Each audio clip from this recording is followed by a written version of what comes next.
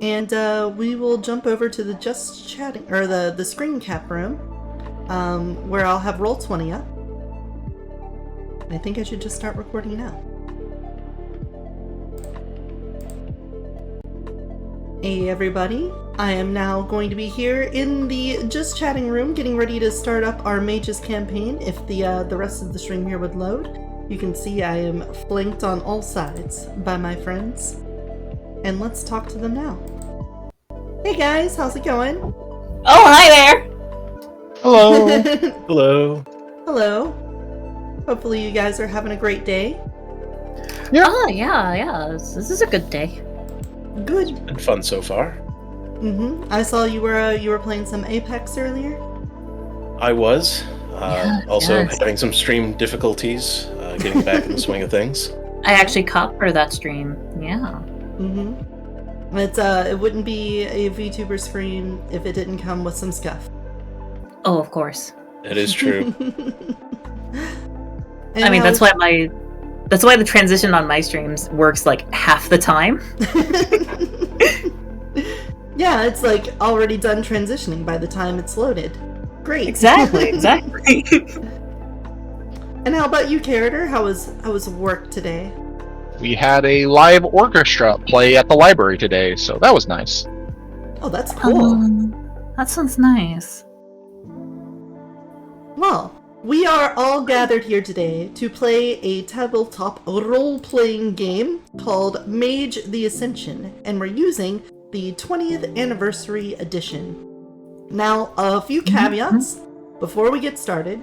One, I've never storytelled for a World of Darkness game. I've been a dungeon master in Pathfinder and D&D, and I haven't actually run a White Wolf or I think it's like Obsidian or whoever owns it now.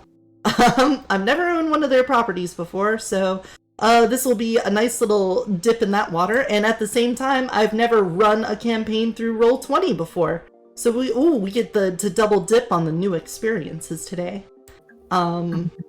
So please be a little bit patient with me. That said, the reason I wanted to use Roll20 was just for the dice thing, because this campaign is probably never going to get to the point where we need to have a bunch of little tokens on a grid map and perfectly figuring out the distance from one place to another. That's just a little bit more than what we need for my purposes here. So, with that in mind, what I would love to do is start out with some introductions. I will, of course, lead the way. I am Yodidus. I am a shapeshifter from another dimension, and I love to play games, give advice, and do some art on stream, and you can catch me almost every day of the week between 4 and 10 o'clock Eastern Standard Time. How about you, Crusader? I am Crusader Corrupted. I fought in the Crusades. I have not died. I have lived on. Not sure how long that will last, but I seem to be experiencing some issues with all of the desires that I've had to push deep down within me. They seem to be coming back. Dun, dun, dun. How about you, Carter? I'm Carador, or sometimes Zuzin and sometimes Lucas. I am a VTuber. I work at a library and sometimes have fun playing games with Yodidus and the others. And I'm very happy to be invited to this. And how about you, Kiana? Hi. I am Kiana. Oh, that's not supposed to be happening. Hold up. There we go. Hi, I'm Kiana Cardinal. I am a mage from Fluve, and I just like sharing stories. That's my main thing. Well, hopefully together, I know. we're going to have a very lovely story to tell betwixt ourselves that we can share with the audience. Wonderful. So, let's see. Before we get into individual character introductions, let's first talk about the World of Darkness. My only foray into World of Darkness has been mages, and I also played in a hunter campaign. Crusader, I think you also have some experience? Yes, I was in a few different vampire campaigns. One of them lasted 5 years. Jeez. We went all the way up to the Gehenna in Vampire. We incorporated all of the different White Wolf properties at the time, so I knew the rules for Hunter. The only thing we didn't mix was Mage, but Hunter, Werewolf, Changeling, all of it was used. And how about Carador and Kiana? What about you two? Is Vampire the Masquerade part of this? Yeah. Yes. Oh, it is! Okay, then yes, I actually have experience with Vampire the Masquerade. Cool. That is the only part that I do have experience with, though. Keep in mind, that experience isn't, like, hands-on. It's more that I had a friend who just really, really liked talking about Vampire the Masquerade. It's a fun world. Yeah, it's definitely a cool concept. I've also dabbled some, had friends that did vampire and werewolf as a LARP, that while I only joined in one time, I did hang out with them for a bit. And then I played in a Scion game, which is I think one of their much more lesser known properties, but is very cool. Yeah, I can't say I'm familiar with it. But outside of that, I know all of us have some amount of experience with other tabletop role-playing games, so hopefully a lot of that bleeds over. And I curated this particular friend group to the ones that I think are pretty good at role-playing, at least from what I've seen. Let us hope. I've DM'd and roleplayed in many D&D and various other systems, just not a lot of World of Darkness. Alright. So, I think the way I'm going to kick off our character introductions here is try to get this in order chronologically of people's awakenings. So I think in order to do that, we're gonna have to start with Nicholas Bassett. Well, that would be me. Mm-hmm. Nicholas was a fairly tamed and muted as a child. His mother had passed away before he had any memories of her from a rare genetic condition that he hasn't been able to find out much about. It is apparently very, very rare. And his father, while loving, was a businessman that traveled around a lot, and he took Nicholas with him to places. I will mention that he and Anthony are childhood friends, but I'll leave Anthony to talk more about that part of it. That's fair enough.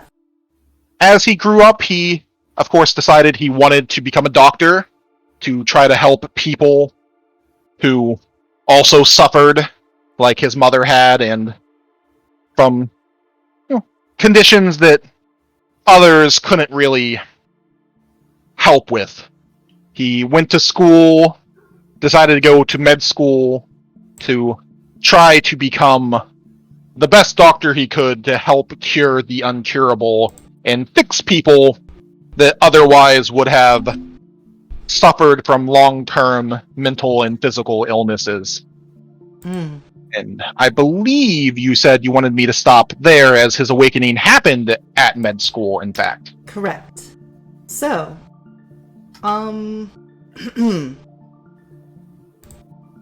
to think of the best way to do this. So, while Nicholas was studying at school, you had to take in residence at a local hospital. There, I believe we settled on Chicago being the place where you went to go get your medical degree. There you took up a residency at one of the major hospitals. They, of course, take in many med students. And frequently you would just make your rounds, do some basic general health practice, nursing, nothing too complicated, and of course you were always under the wing of a much more experienced physician, licensed physician. And Those are hard to come by in this world. and you were very keen at picking up on people's needs, immediately empathetic to them, and it was noticed by your not only your peers but your upperclassmen and the instructors.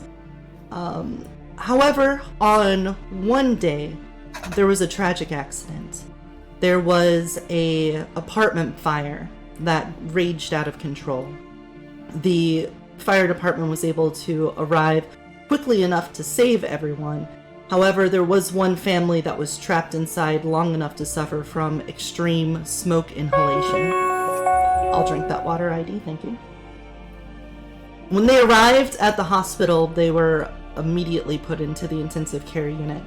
A mother, a father, and a young daughter, all having very difficult time breathing, unable to even speak, move, or do anything, burns covering their whole body.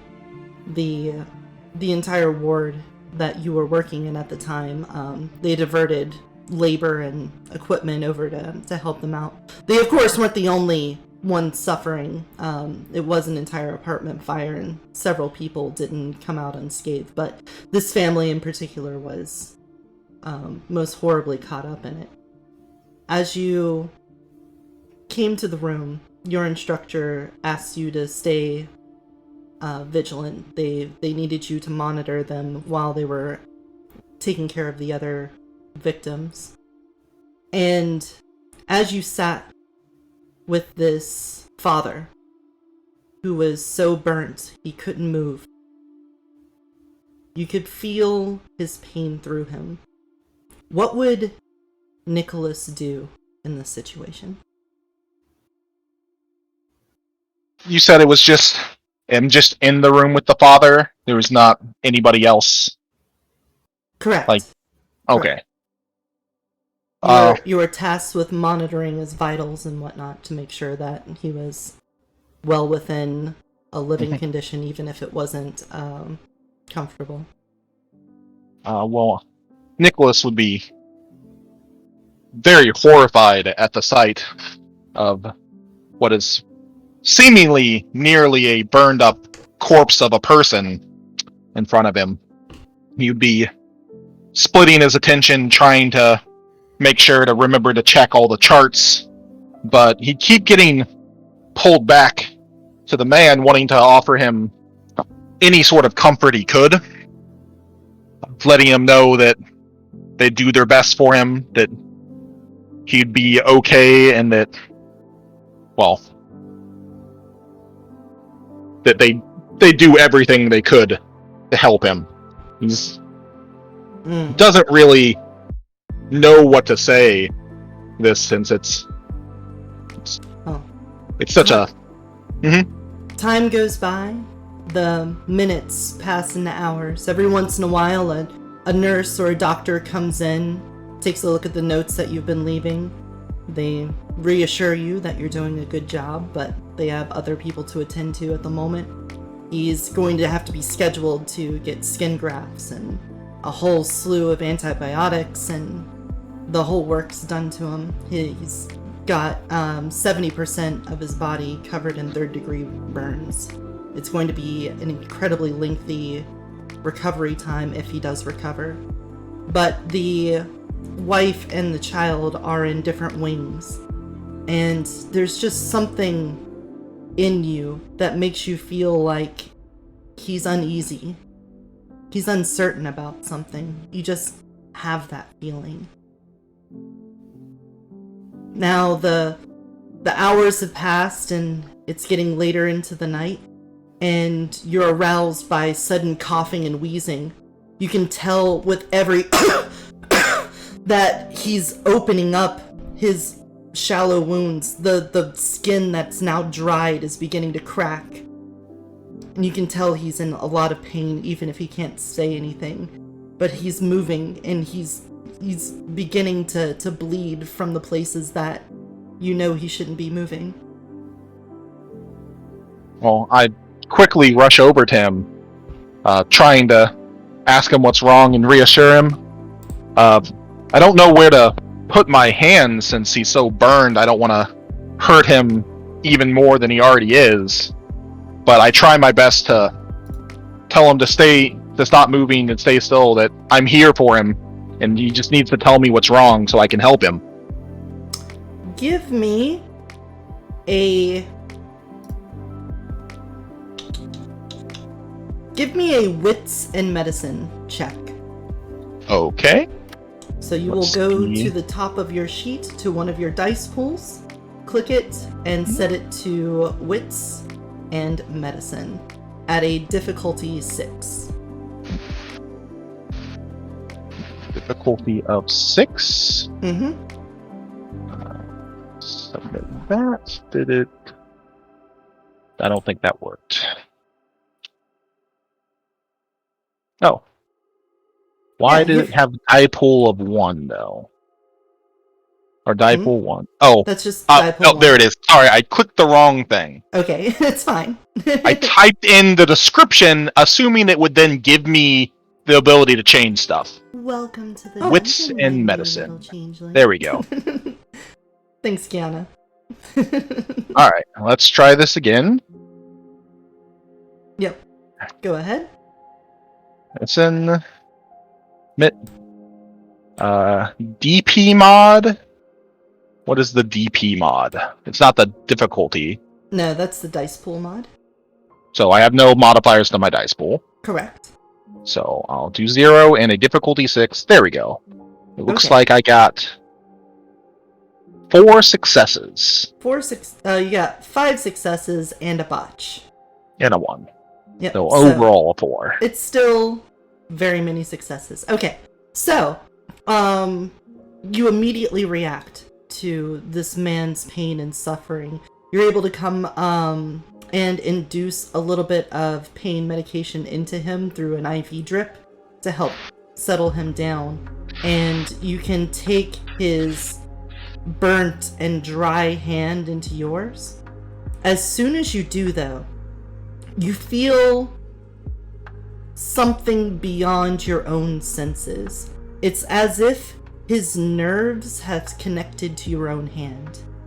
The signals running through his body seem to also go through his hand and into you, and you can feel the pain that he's under. Every inch of his body where there's burns, you can feel those burns in yourself while you hold his hand. And little glimpses into his thoughts come with it. You can hear, wife, daughter, sheriff, Diane, coming through. The longer you hold it, the more intense the feelings become as they pour into your body. What do you do? I sit there shocked for a moment, feeling this pain rushing into me, but I grab a hold of myself and try to push feelings of calm back at him. Your wife and child are all right. They're being taken care of. Just hold on. Everything is gonna be okay. Help! Help!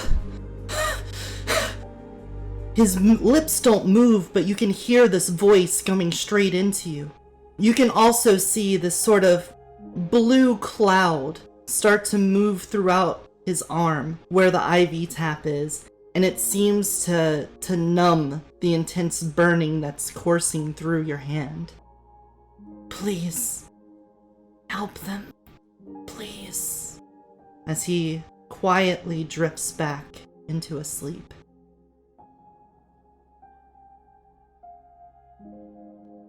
The feelings begin to dissipate. The blue washes over him. There's still a significant amount of pain there, but from when you initially touched him, it's waned. It's retreated. And you can tell that nearly all the pain is now concentrated in the back of his mind. Like an animal that is in defense and clawing out at everything around it. What the fuck? Is that the pain medication going into his arm that I can see?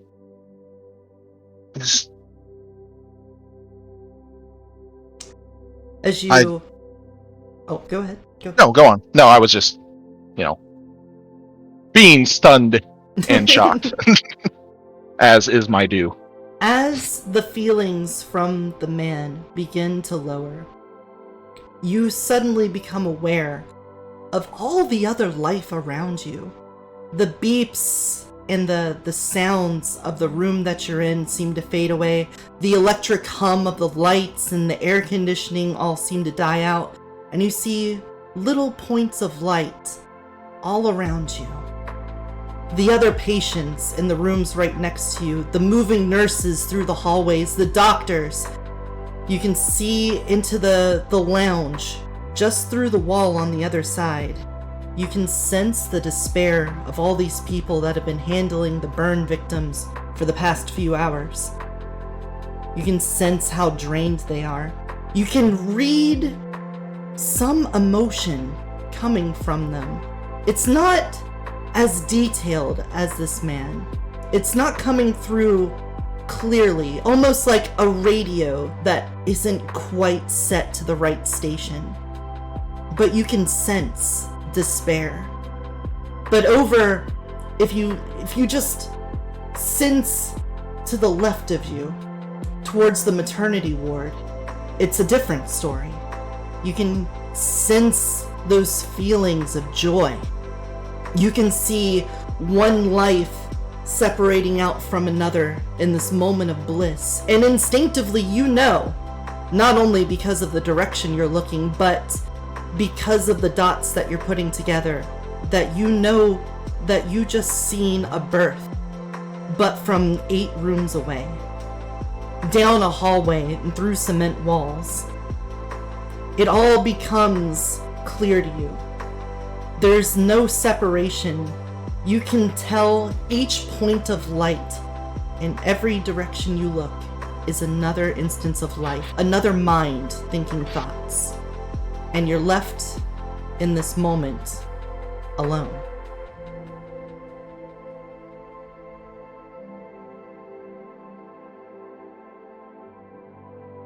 Well, Nicholas. shit. Nicholas! A nurse is behind you. What? Oh! His chart? Where's Daniel's chart? Can I see it? Yes, of course. I grabbed the chart that I'd left sitting in my chair as I went to help the man and hand it to her. She starts looking over the diagnostic machines and whatnot. Did you just administer another shot of morphine? Yes, he was having an episode, crying out and exasperating, like not exasperating. Damn, what is that word? Exhaustion? Exasperation? Exacerbating his wounds. All right. Just make sure in the future that Damn, you jot doctor, that down. me talk good. I know that you are observing, but please make sure you jot that down. We don't want to miss that. Yes, of course. Mm-hmm. And as she leaves the room, you can see this light that's emanating from her. It's soft. It's a warm glow. You can almost tell that she's almost like a motherly person in how she's caring and patient to people. She leaves the room and you can still see that light through the doorway and through the wall.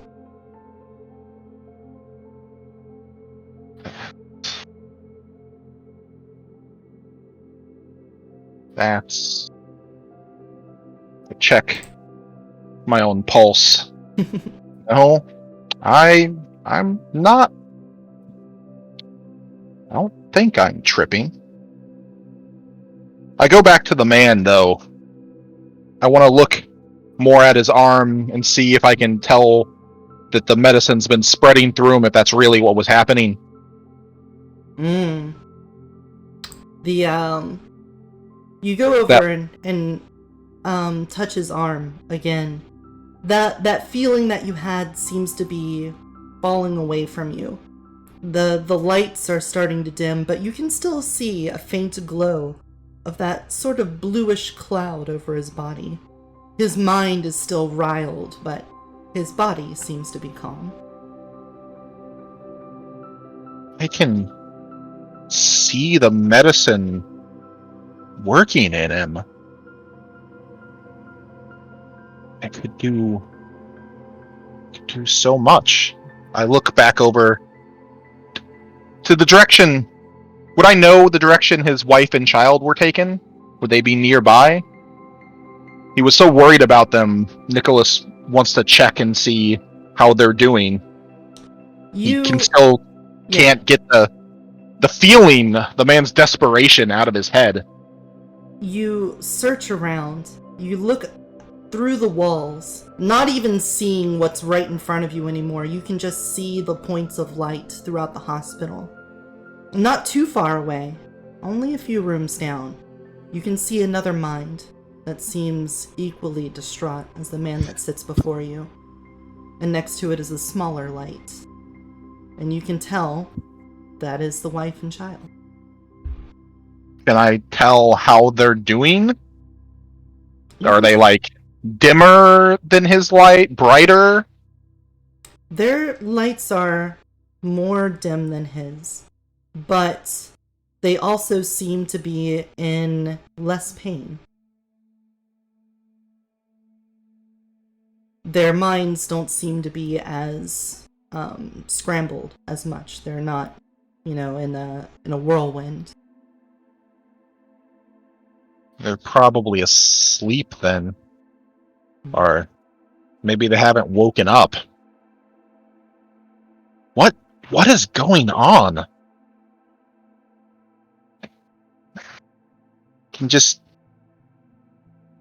How can I use this to help? Before you have another moment, one of the instructors comes by. He comes in and says, "Hey, Nurse Hera just told me that you seemed a little bit aloof. I know you've been on the clock for close to 10 hours today. We've had you observing this man, but at this point I think he just needs some rest, and you do too, Nicholas. It's not just the patients that need to get their good sleep to feel better, and we need you in good condition if you're going to become a doctor yourself and see to these patients tomorrow, right?" Of course, doctor. A reassuring smile says, "You can get out of here for today. Make sure to put all your notes in." Of course, I will go get some rest. So, let me know if anything happens. This is such a horrible situation. No, don't. If there's one thing you've got to learn once you become a doctor, it's you need to be able to separate yourself out. Once you become too connected, it can be really hard to break apart. So keep that in mind, Nicholas. And you see him bend down next to the man. He pulls out a stethoscope and he begins to take a reading of his pulse. You're just checking on all the normal things, but you can also see that glow on him. It's warm and soft as well. You notice that actually a lot of the people that are the caretakers around here seem to have that similar glow about them. I'll grab my notes, finish writing down what I can, but before I leave, I want to go check on the wife and daughter to really make sure what I'm seeing is what I'm seeing. Alright.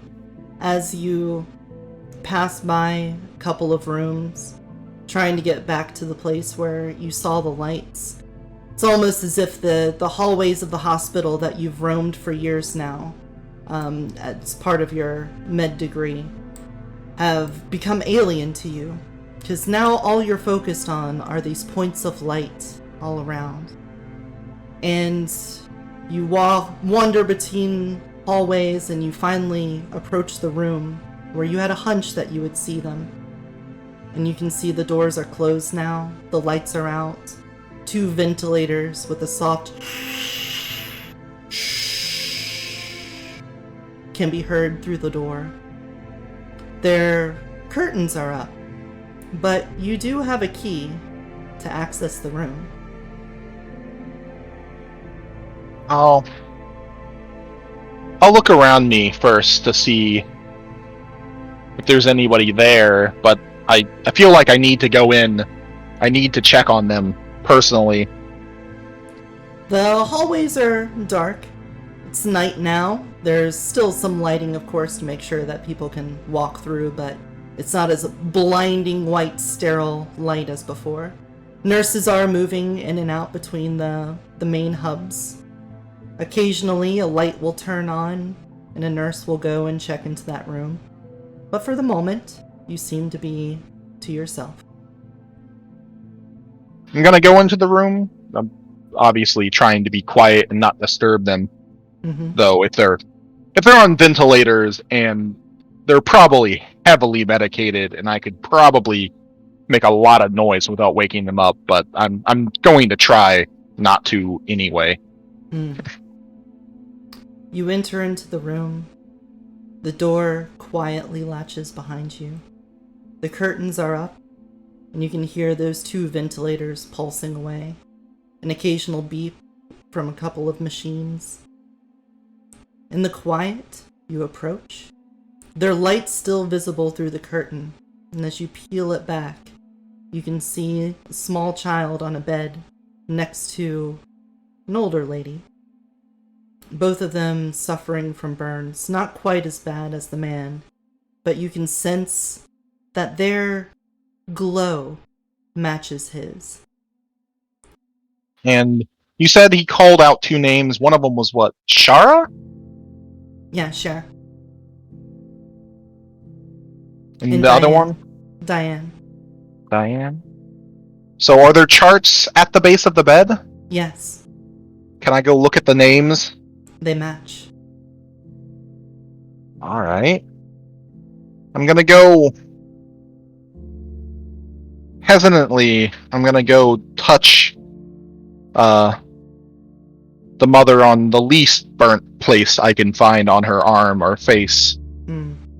Just, I don't want to exacerbate things, but I want to see if I can feel the same thing from them. As you approach her, your vision of her glow begins to come into focus. And once skin contacts skin, it becomes readily apparent to you that this is her sign of life, her signature, and that you can see it clearly now that you're holding her. And yes, the burns are ravaging her. It's not as much as the father, but it is still clearly going to be a long road to recovery for her. And in the back of her mind, she seems to be assured that Diana is okay. But she's worried. What about Daniel? Damn. I didn't see him before we were taken out. Where is he? He's not still back there. And you can see in her head there's dreams. The scenario playing out over and over again. They had just gotten home. They had just turned on the stove when suddenly a fierce fire burst out all around them. She couldn't see. There was too much smoke. And they'd finally gotten pulled out. She couldn't see Daniel. She knew he was still in the house somewhere. She may have even heard him before she finally closed her eyes and slept. Can I try to reply to her, push my knowledge that Danny's alive and that he's safe now. I just feel like I need to reassure her. She's so scared. I try to push my thoughts at her that he's fine, that he's being taken care of. So, in this moment, you're seeing her relive this catastrophic fire that took place in their apartment.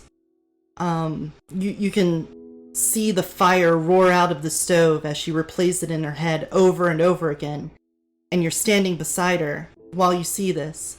One of these replays, she goes to turn on the fire, and she turns and looks you right in the eyes before doing anything, recognizing that you're there with her.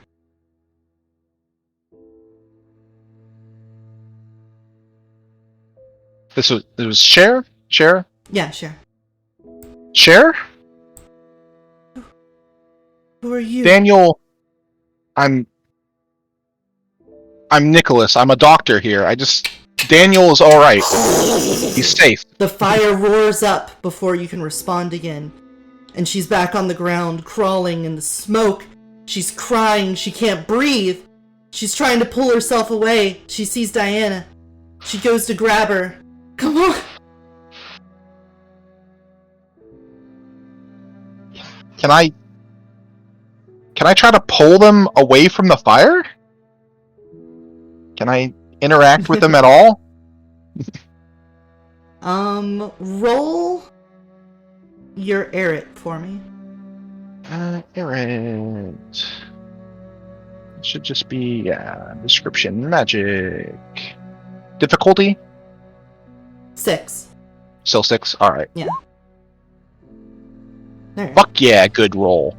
You reach out to grab them, and they are entirely, manifested for you. It feels like they're real to you. I try to pull them away from the fire and out of this terrible nightmare she's having. She grabs onto your arm as you pull her, and she goes, Daniel, please, Daniel. He's safe. Don't worry. We have him already. Please. You sure? He's my Daniel. Yes. He's worried about you. He sent me to help. And you pull her, and as soon as you say those words, she lets go, and you tumble back in the hospital room, and you fall against the wall as you had been pulling on her, and you arouse from this dream. What did I... I just I sit there for a second and look at her. Does she seem any better? Did I help? They seem to be... The machines all seem to read the same, but you can see that the whirlwind in her mind has calmed down. And that she seems more at rest than she was before. I've got to go.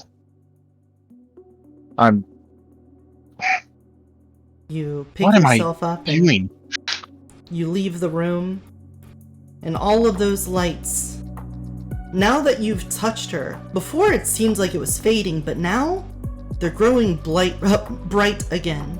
Light. You can almost see even further away now. You can see the little dots of light moving in the cars as they leave the hospital and arrive at it. They extend so far out.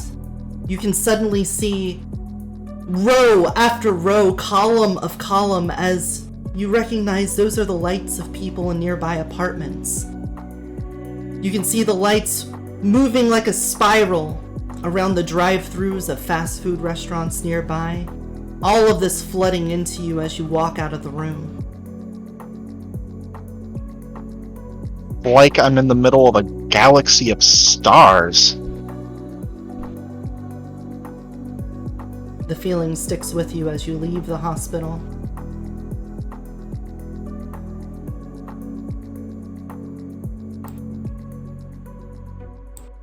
I got to have eaten something bad at lunch. What? Maybe see if it's like this tomorrow. You get in your car. As distracting as this sensation is, you eventually make it back to your own apartment, not too far from the hospital and college. You can sense your neighbors. Well, they're going to town right now. You don't have to see them. You don't even hear them. They're being polite, but you can sense it. You know. But you also notice something else. When you look down at yourself, that glow seems different. There's a little shard inside of you that glows differently than all these other points of light. It's hard to put into words, but it almost like has a chromatic glow to it. It doesn't stay one color, it's shifting between them. And your glow doesn't follow the outline of your body exactly like the other ones do. Their glows all seem to trace the human form, but yours just kind of glows its own pattern. It glows outwards, like a ball of light.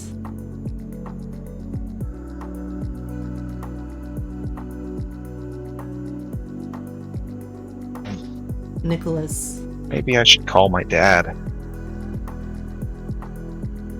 What is going on? Your stomach rumbles. It's been a while since you've eaten. This whole experience has taken it out of you. I'll go to the kitchen. I'll see if I can get something to eat before I go to bed. It's just been overwhelming. Even now, seeing everything, helping them. Did I do it right? Could I have done more? I just don't know. As you question your own choices and snack on your meal, you feel less than satisfied. Both spiritually and mentally, you seem to not be able to satiate yourself. The hunger lingers, your own questions, unending. And you are drawn to call your father. What time is it? It's probably going on 11 o'clock at night.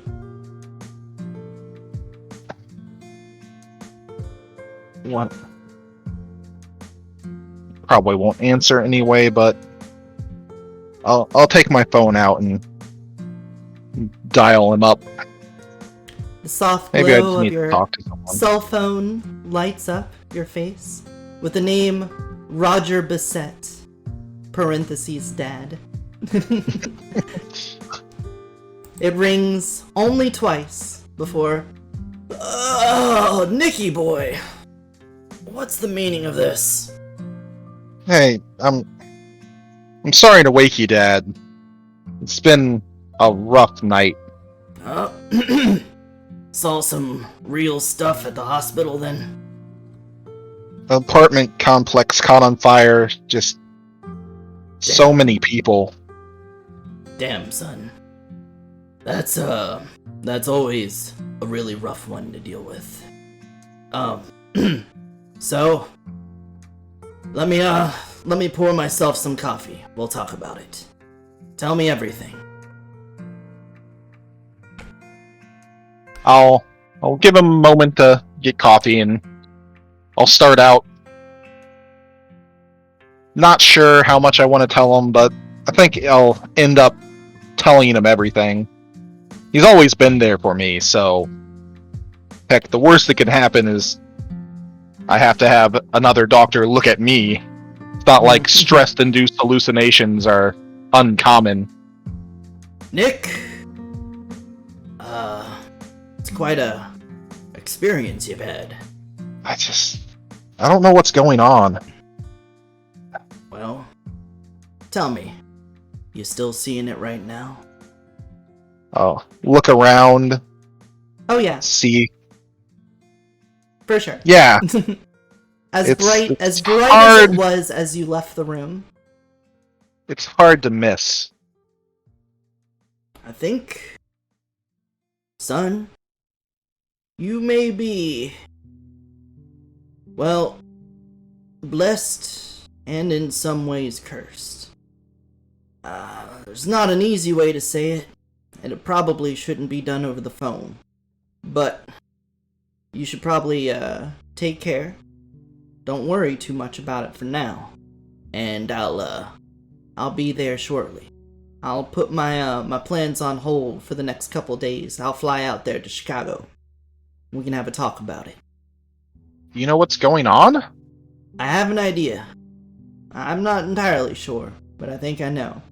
But for right now, please just try to rest, and I'll be there soon. Please. Son. All right. Okay. I'll try to sleep. You be safe, Dad. You too, Nikki. You too. And you hang up. A little bit of relief washes over you, knowing that your father is going to be there for you. I'll try to sleep, though I'm not confident with everything that's gone on. Alright. Alright. The rest, surprisingly, comes quick. You were pretty beat down after a long day of work, and once you hit the bed, it was not too long before you were carried away to your dreams. However, the sense of ease wasn't just from meeting your bed in such wonderful condition.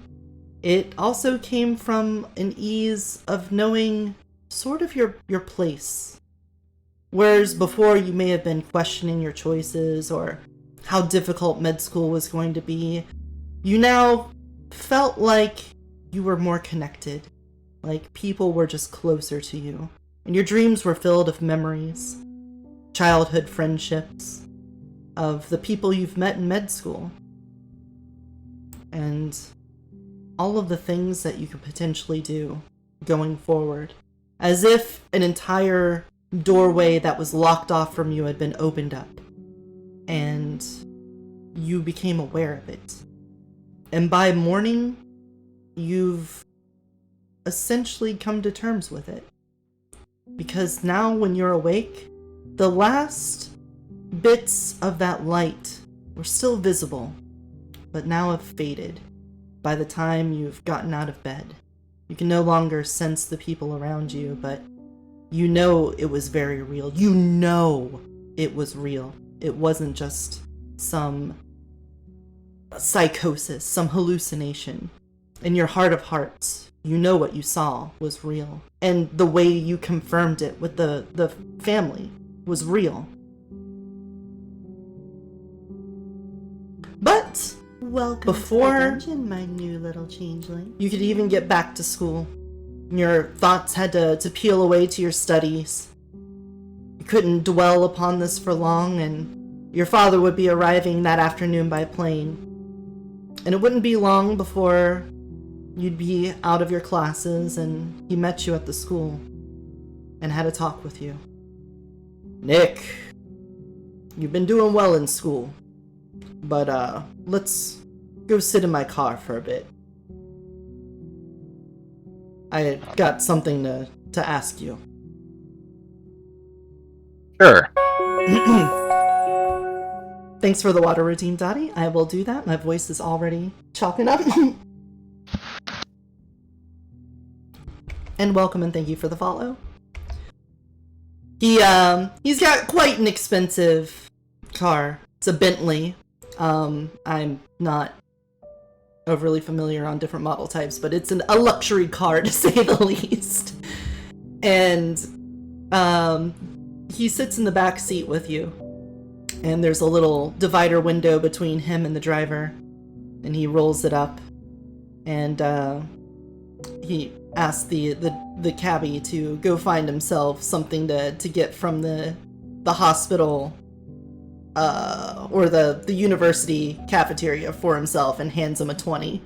And he sits in the car with you and goes, Nikki, there's something I've never told you about myself. It's that, well, for the longest time now, I've been able to do things that, well, frankly, most other people can't do. And it sounds like maybe I might have passed that down to you.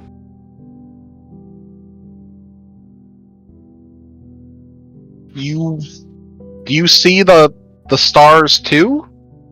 Well, to me, it's not so much a star. It's more like glowing clouds, I would say. They kind of waft in and out, and I can tell when a patient is, on death's door, so they say. Because the vapors coming off of them seem to die down, but very similar to what you said, my boy. The clouds, I can see them, even through walls. I can see them from around corners. I know where they are almost all the time.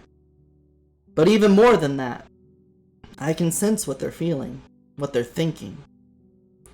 And it's not been on more than one occasion where you've lied to me, and I've known it, not from my own wits, but I could plainly see it on your own mind.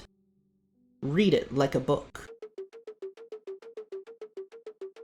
I always thought I was just a terrible liar. Well, that is usually the case anyway, my boy. He slapped your leg.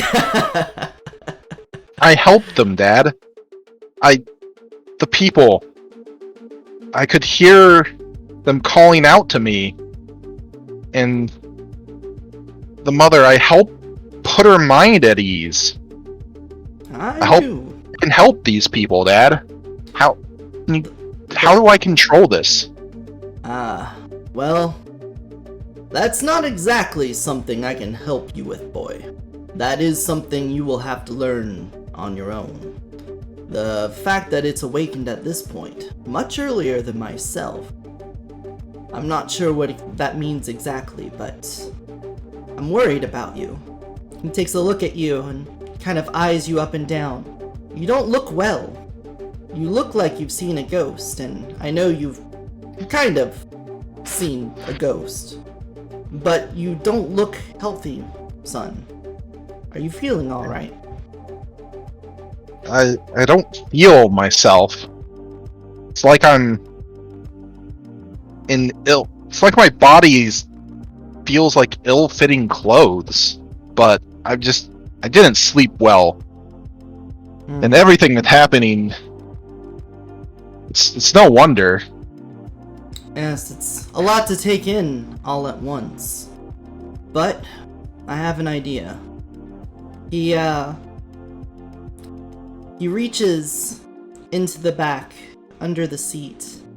He's got a small cooler there, almost like a briefcase. You're interested to know how he came about this, but the time to ask questions seems a little bit incorrect here. He flips open some latches on it, and you can see that there's some maybe dry ice in there, wafting off very cold vapors as he pulls out a bag. I had a feeling that this day would come. As you know, your mother suffered from a terrible illness, one that we never quite figured out. Despite even my abilities and the breadth of my knowledge and access, we still weren't able to save her. But I did learn a thing or two. And that is that her suffering was belayed by consuming this. And he pulls out what looks to be a piece of jerky. Try it. See how you feel. Oh, okay. I'll reach out and I guess eat the piece of jerky he had in a bag, in a cooler, in a briefcase. It's still got some moisture to it. but you can tell it's been a bit freeze-dried. It's not frozen and tough like that. It's still got some give to it, but it's not flavored. It's just basically it's Just almost dried meat. raw meat. Yeah, like aged meat, like that. It's not exactly the most delicious thing you've ever put in your mouth, but it's not long after you've had a bite that you feel kind of reinvigorated. And even visibly, in the reflection of the divider window between you and the cabbie seat, you can even see that the darkness under your eyes seems to be relieving itself almost immediately, and you feel more in your body than you did before. What? Well, that's like a night's sleep in a bottle. What is this? That's what I thought. There's no easy way to break this to you, Nikki, but what you just ate, well, it was leftovers from a patient of mine. What? Right. What? Did you, They what? they suffered from a pretty disastrous... Well, let's put it this way. They weren't going to be using that muscle anymore, and we had biopsied it to send it out to the lab. But after you called me, I knew that I needed to save some of it. Because, as with your mother, it seems you get reprieve from your condition by eating human flesh. What?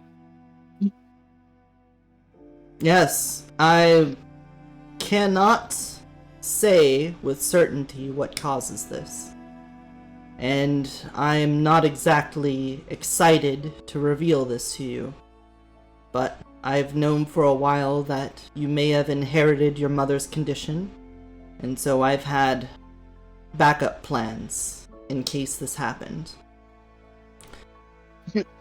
Clearly, this is not something we could readily go to the medical community with. The ethics boards would have my head if they knew that I was using my access for this. However, seeing you immediately rise in condition makes me think that it's the best thing to do.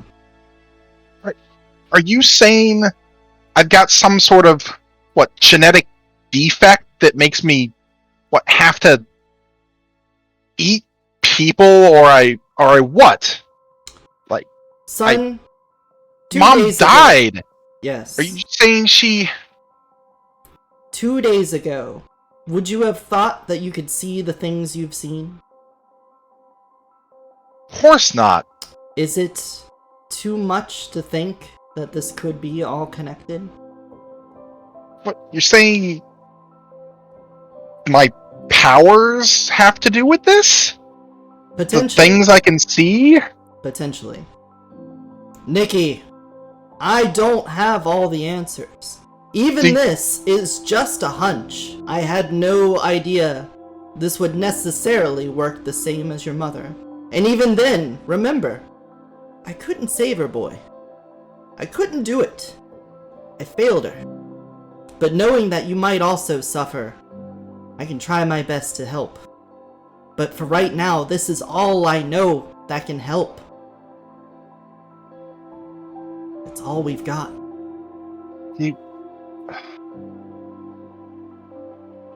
I want to help people, Dad. I know, boy. I can help people with this, but... I've seen that desire burn in you since you were a kid. I know it's there. You don't have to tell me, I know it.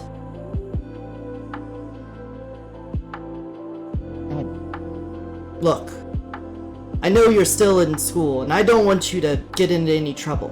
There's no way you could handle this on your own, but I'll I'll either stop by or send you a care package once a week. Just to make sure that you're still going along swimmingly, boy.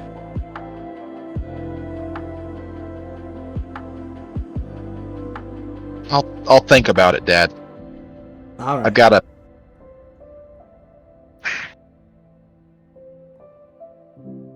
I took some time off, because despite this reveal I've made for you, I want you to know I'm here for you. That if you need help, I'll try to help. I may not always be as quickly available now, but I'll be here for you, boy. You're my boy. I care about you. I love you. I know, Dad. I know. I don't want to lose you. I'll keep in touch, but I've got to get back to school. I can't be missing any classes, or I've got to get back to the hospital too to help. Alright. He reaches across your chest and gives you a deep hug, and even gives a little growl. That's my boy. You're always really good at studying, Nikki. You'll be better than me one day. I know it. We both know it. I'll do everything I can. You take care. You too, son. You get out of the car, and it's not too long before the chauffeur makes his way back, and Father gives you a little wave as he puts some sunglasses on, leans back, and pulls out his phone and gets back to business. The car drives away.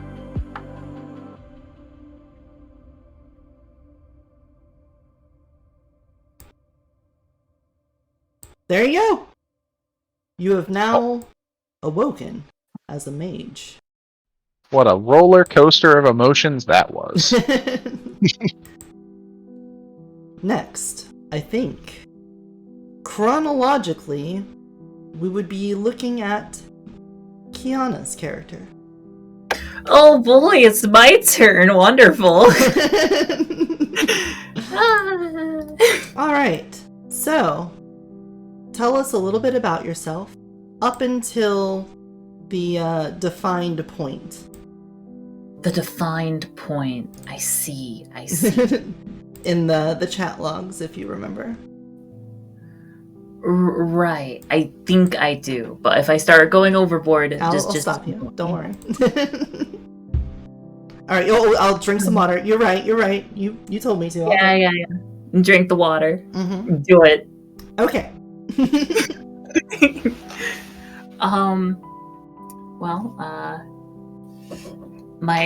The character's name is Gemma.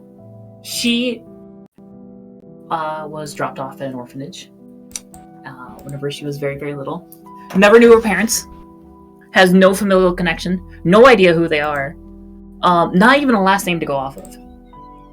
So she wound up choosing a name from something she likes. And she has a little passion for pasta. So she decided to name herself Linguini. I mean, it's whatever. If you get to choose your last name, choose whatever you want. Gemma Linguini. Yep, that is correct. Thing is, though, she grew up in a very religious orphanage, as churches like to do. And as part of that, she grew up with a lot of Christian teachings. And a concept that was cemented into her mind is the concept of original sin. The concept that all people are inherently sinful and must seek repentance. And for her whole life, she bore this feeling that there is something that she must, repent for. And over the years, she never got adopted. So whenever it came time where it's like, okay, you're old enough, get the hell out, the only place that she felt she could go to was the local church. Local Catholic church, and she got endowed as a sister there, and that was typical life, typical church stuff. But as like with all people, your work isn't necessarily everything that you are. Sure, whenever you are a member of the cloth, it's a little bit more, how to say, interconnected. Whenever you actually live at your workplace, it gets it's different. Yeah. However, her one escape from that was a local book club. And there, she liked to exchange these works of fiction and everything. And she got along decently well with everyone there. But there was always this one person that stuck out. This one girl, who Gemma would describe as your typical tree-hugging hippie. Because that's what Eleanor looked like to her. And, yeah. Am I going over? No, you're fine. Okay. Mm-hmm. Well, Gemma, sorry. Gemma, you head to... You know what? Oh, I had all of these backgrounds set up to go to, and I forgot to switch to it during Nicholas's thing, because I was gonna have this for us. Oh, that's nice. Yep. I completely forgot. Here we go. Yeah.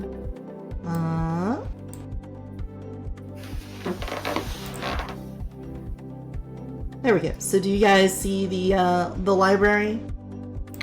Yes. I do in fact see the library. Okay, just making sure I'm doing that right. So, Gemma, you get away from your duties at the local Catholic church for the day. You're done cleaning up the pews. They had a afternoon sermon with many of the geriatric members that actually have the time to show up for those.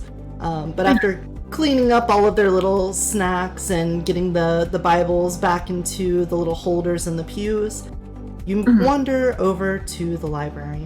And that is where, for the first time, you will be meeting Josephine. She's pulled herself up a beanbag and stuck herself in the corner. You can tell that she's really into the book she's reading because every couple of seconds she seems to change her position. She goes from laying back and looking up at the book to being hunched over it. She'll dramatically throw the beanbag out from under her and then throw her stomach down on it and read it as if she's on the floor. And she'll twist over and lay on her back, but at no point do her eyes ever break lock with the book. It's actually pretty impressive to see her roll around on this beanbag without ever looking away. No, it's not Josephine Joestar. Well, so I mean, she piques your attention. Oh, certainly. Seeing someone just like fidget around like that is definitely eye-catching. So, Gemma, I'll approach and I'll clear my throat a little to grab attention, just a little. She pays you no mind and continues to read in the book.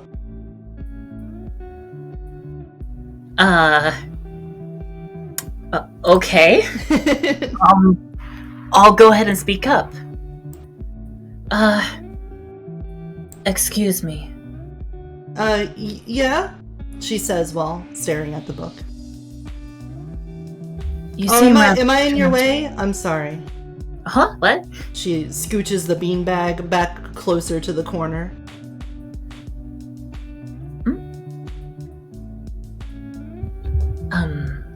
What exactly are you reading there? Oh, I'm just reading. She trails off as she flips the page and looks at the next one.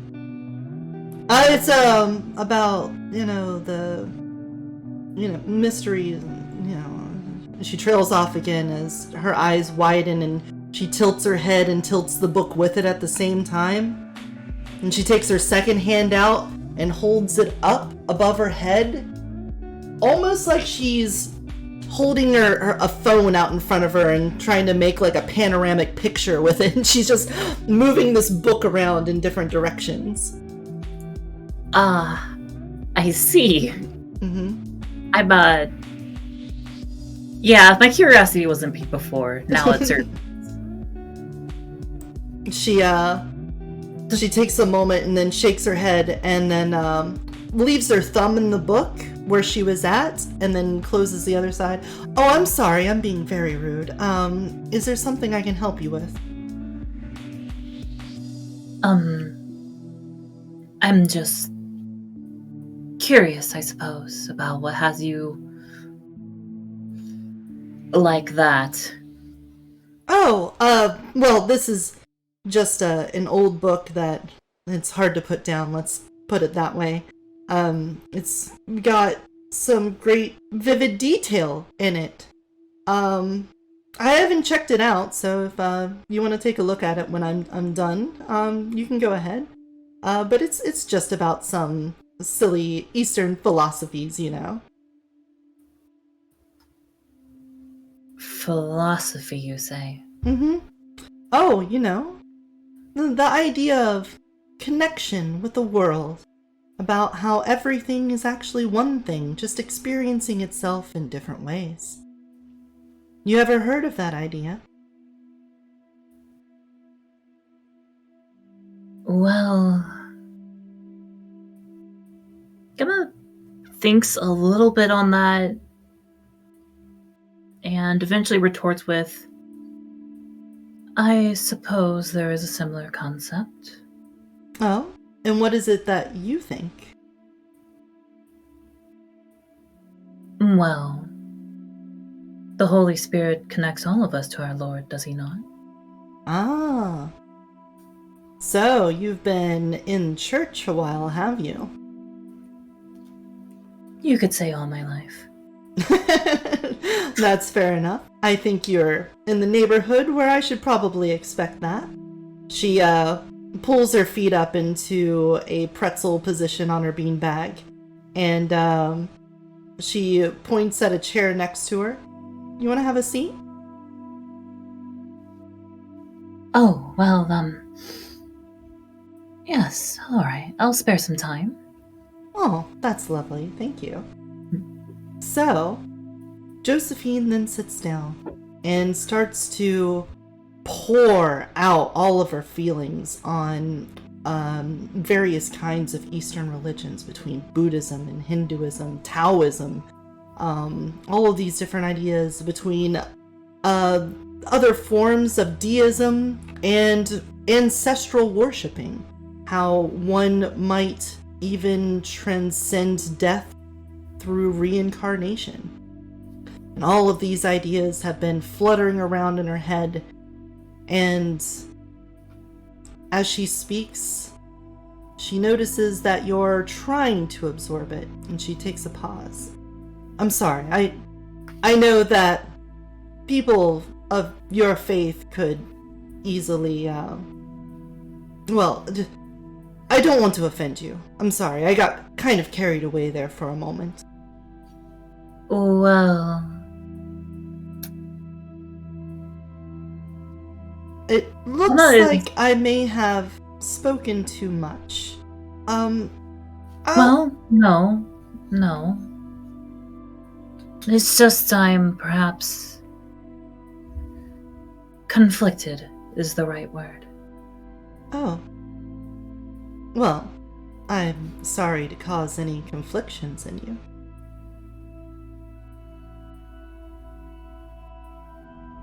I've got an idea.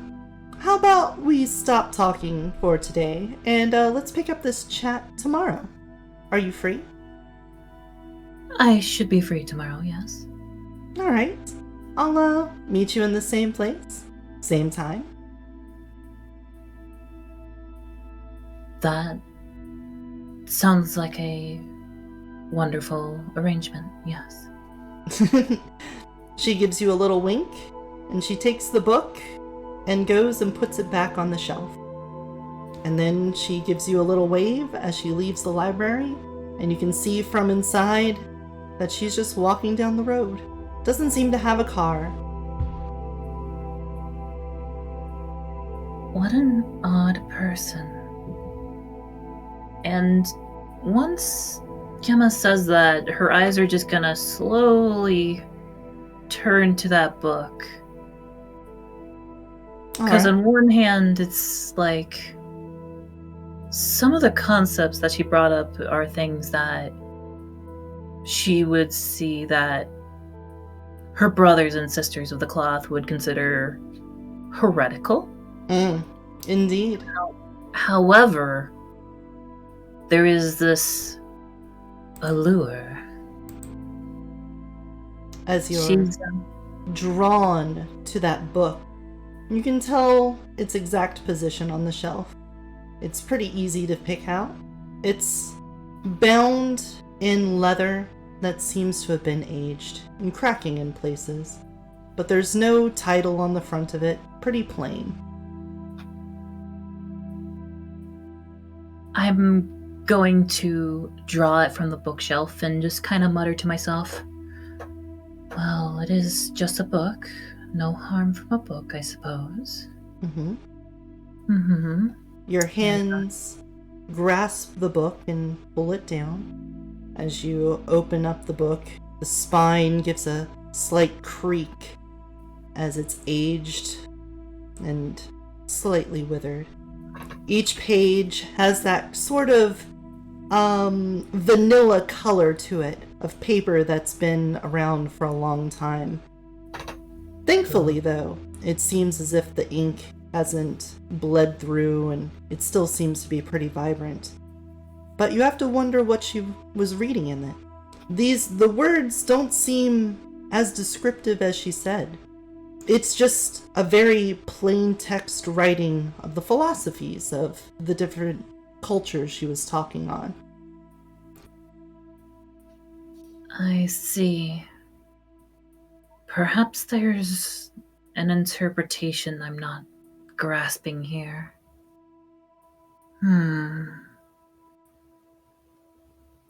Can I start kind of mimicking what she was doing? Yeah, go ahead. It's kind of like start tilting the book and going like, maybe if I look at it this way, or no, this way.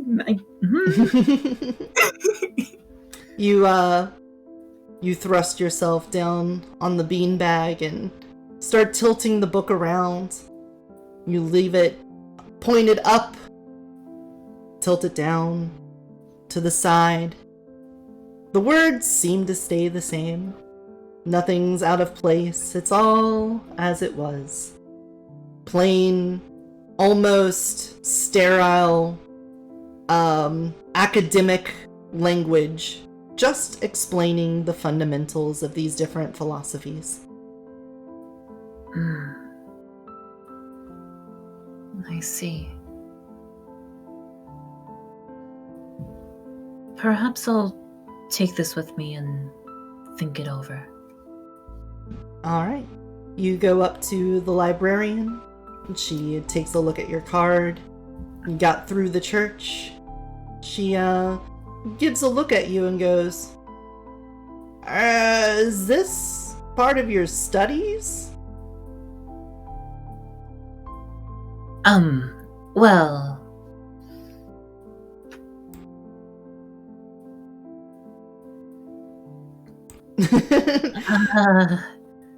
how do I say,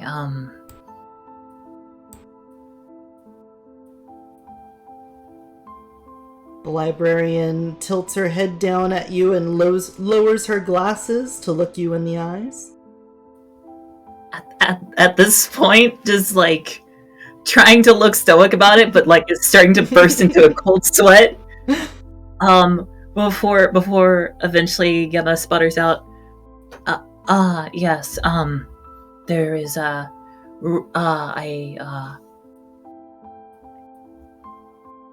I heard something about a monastery, and I wanted to learn a little bit about how they do things, and just so that we can be on a amicable footing.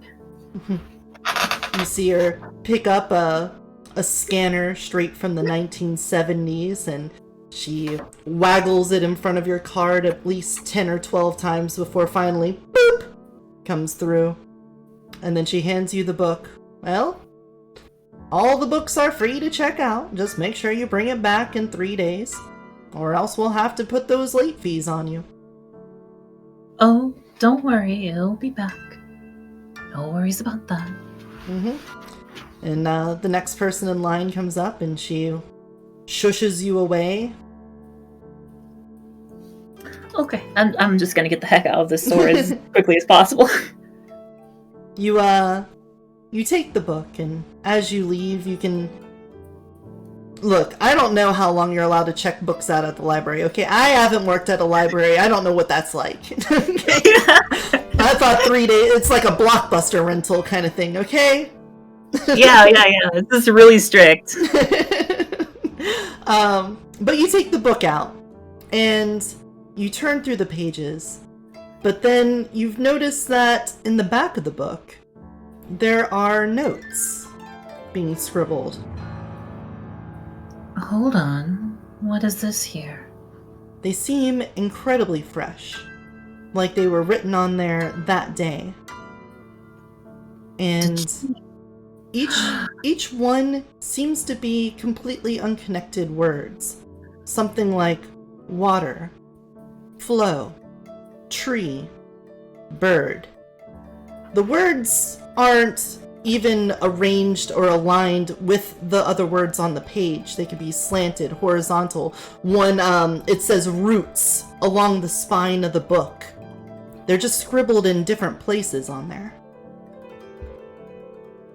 Okay, 3 weeks instead of 3 days, okay? We'll amend it so everyone's happy, alright? Is this graffiti? But why?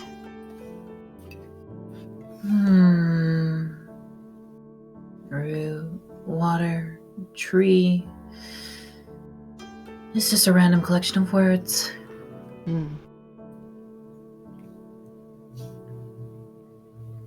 Where do you go? Well, only place I can go. Back home. Think on it. You find your way back to the church.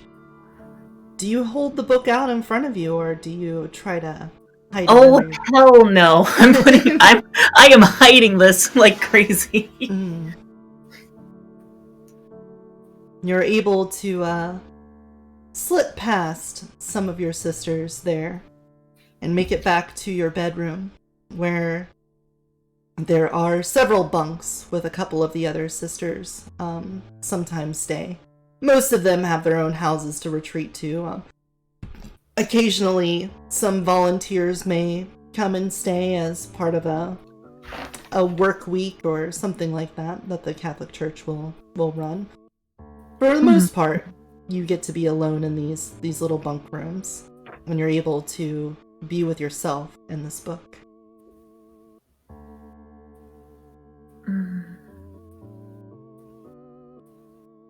You can look at the pages, but no new information seems to come out. Even hours of investigation, and the only thing you seem to glean is just a better understanding of what it was that Josephine was trying to explain to you. I see, but it just doesn't quite connect the way that she was talking about it. I need to know more about this. I have to understand where she was coming from. As you lay there and think about it, it's not too long before it comes dinner time. You need to go down to the banquet hall and get yourself something to eat. Of course. Gemma! You've been up in that room all day. I know you got a new book. What did you get? Huh? What? I mean, just, a book that was recommended to me from a girl at the local library. Oh, you made yourself a friend at the library finally? Well, that's just wonderful. I'm so happy to hear it. Well, you got to tell me all about it if it was a fascinating book. And how they'll slam some mashed potatoes onto your plate to go with your country fried steak. Right. Well, I'll be honest. It isn't quite as entrancing as she put it. I'm not really following. Oh, well, at least you gave it a try, though. And who knows, maybe you'll pick it up by the end of the book. That's happened to me a couple times. I could never find that Waldo dude until the last couple pages, and then after that, boom, I could get it on any one of them. Right. Yes, of course. Sage advice, truly. You're welcome, Gemma. Now you enjoy your dinner. Yes, I shall. Thank you.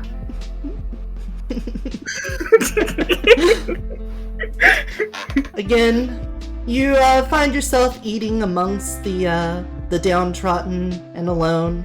Various members of the vagabond underclass of society seem to be enjoying their meals along with you.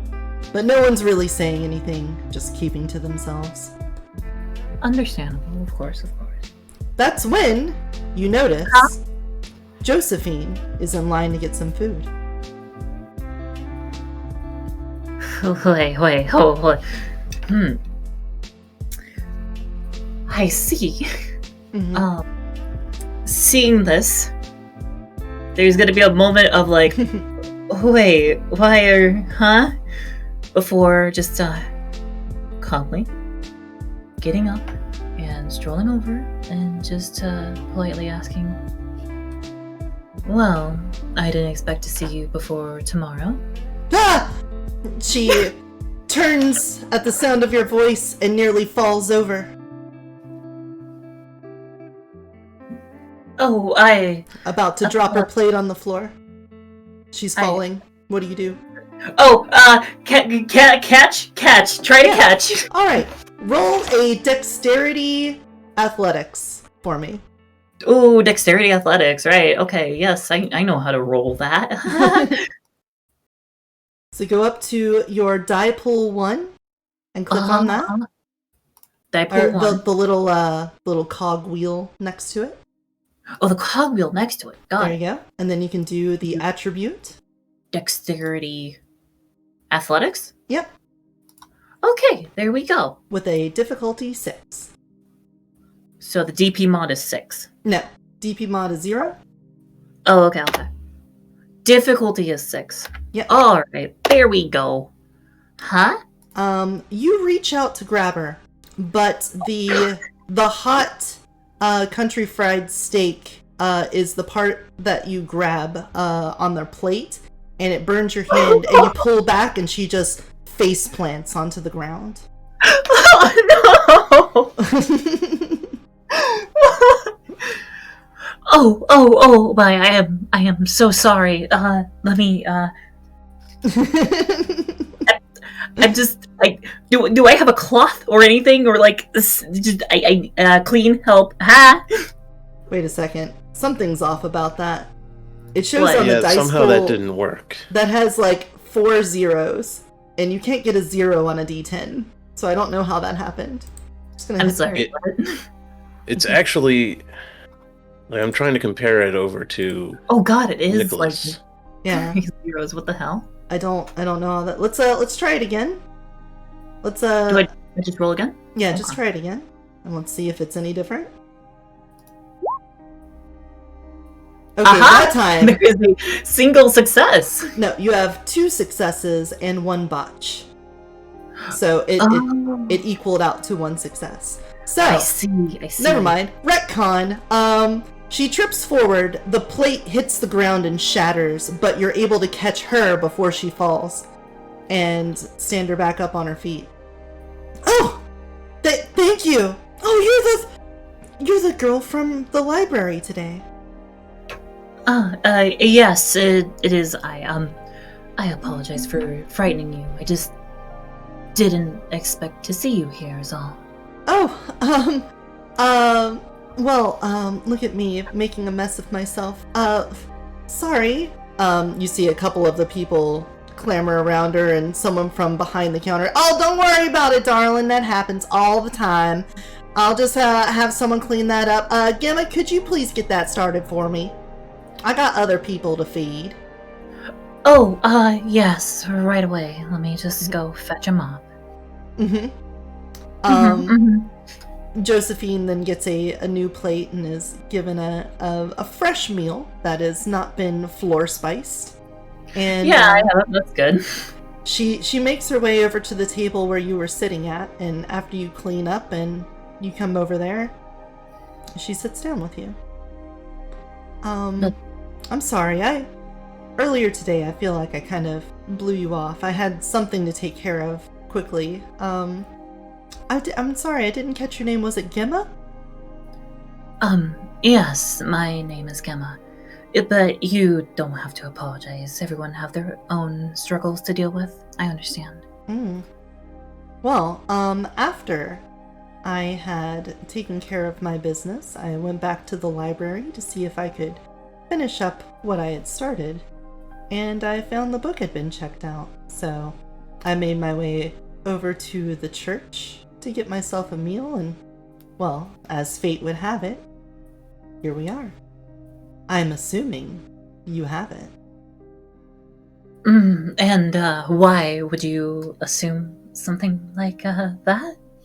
Well, I don't think that book had been checked out in roughly a couple years when I was reading the little log in the back of it. And, it turns out that the person I was speaking with, possibly had an interest in it. Now, I'm not accusing you of anything. She winks. Just wanted to know. A kind of sheepish laugh of a... Admittedly, I have checked out the book, but, unfortunately, the greater nuances seem to elude me. Just isn't as much of a read for you as it was for me. Yes, but I want to figure out, what exactly you see in this. For that, I think we're gonna have to go for a little walk. Do you have time, Gemma? I do believe so. Yes. Then finish up your food and meet me outside, and make sure you have that book with you. Very well then. I'll meet you outside. It's not too long. You're able to sneak the book out as effortlessly as you snuck it in. You see Josephine out there. She's got dreaded hair, a tie-dyed shirt. She's wearing pants that have probably been through more disasters than anyone's willing to admit. But she's got a smile that could melt an iceberg. And when you step out, she pulls her hand out and says, "You want to hold it?"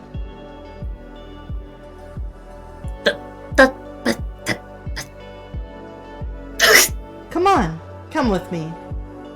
We've got somewhere to go, Gemma. Time's wasting. Sure. She takes a step down the sidewalk with her arm still waiting for you. Sure? She takes another step, leading you along. Okay. Yeah, she, at this point, brain is not processing, just going along with whatever's happening right now. And what does Gemma do? Well, she has been told to grab a hand, so she is going to grab a hand. You grab her hand. It's not what you thought. It's not clammy or it doesn't feel sweaty. It's just nice and warm. And you can feel something sort of radiating from Josephine. And she pulls you along in almost a jog. Come on! We don't have time to waste. Gemma is going to be half dragged along, not really understanding what the rush is for, but just very confused and bewildered about everything that's happening. Okay, do we really have to go this fast? Yes! Quickly! Alright then, yes. She drags you down the street. A couple city blocks pass, and it doesn't take too long for you to figure out that you're headed towards the park. Oh. And you've been here a couple of times. Maybe even a few times when you've had a book checked out so that you can have a nice quiet place to read. Yeah, I would remember that there's a nice bench under a weeping willow. Mm-hmm. Yeah. She leads you here, and she gives you a moment to just breathe in. Look around. What do you see? I see the park. Right. I see a Right. bench. But, shh, Gemma. What do you see?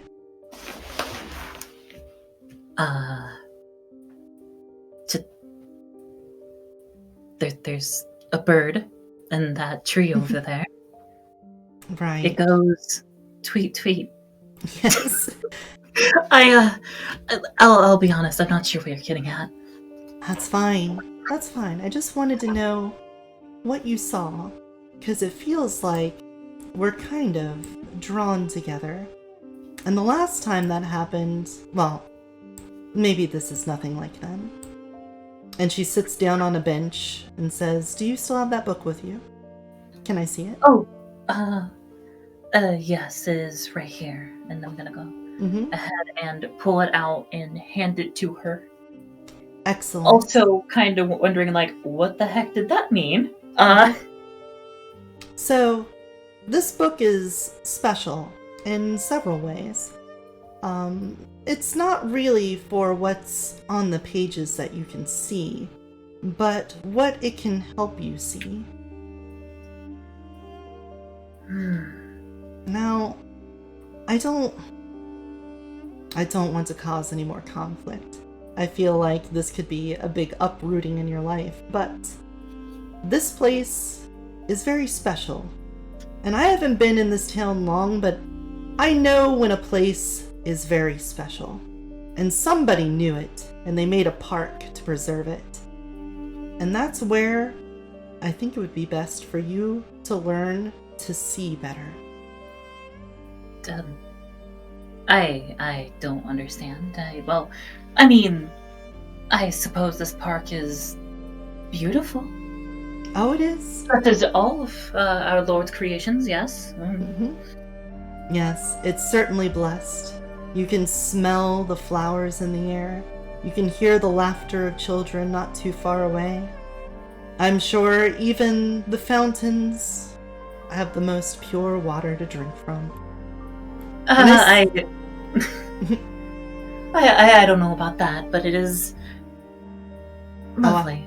I have a feeling, and it's rarely ever wrong, but I think this place is almost sacred, one might say. It doesn't look like much, but most places like that are. It doesn't have to be some fancy cathedral. It doesn't need to have monks lining the sides with incense burners or people casting coins. It could just be a secluded little glen. It could be a single tree in the middle of a field. Occasionally, you find these places when you just walk around. And if your eyes are open, it's easy to see. Do you feel any different about this place now that I've said that? So, you are trying to tell me that this too could be a holy site? It could be. I feel it.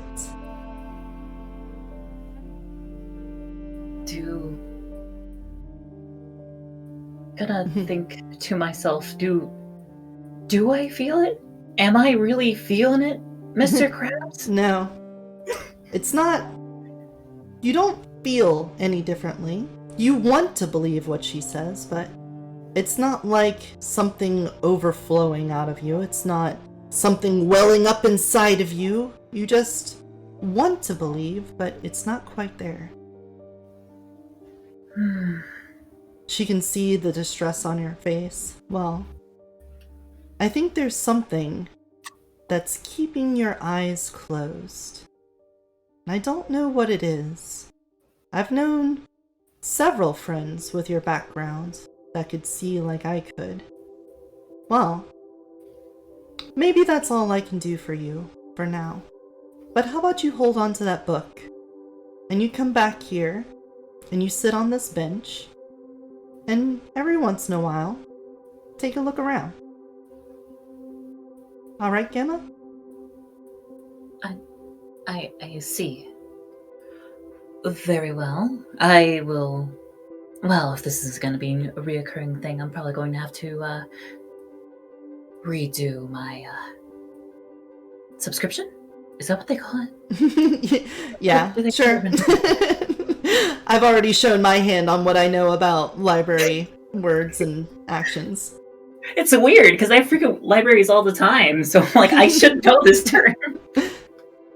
But, the days pass by. You end up meeting with Josephine in the park, and she'll talk in these vague, half realities where she's thinking of metaphysical things and saying, you know, different parts of life are holy, and going back to all the things she said in the library of things being connected and life being rooted together and experiencing itself from different perspectives. And she keeps pointing back to the book, but it never really clicks for you.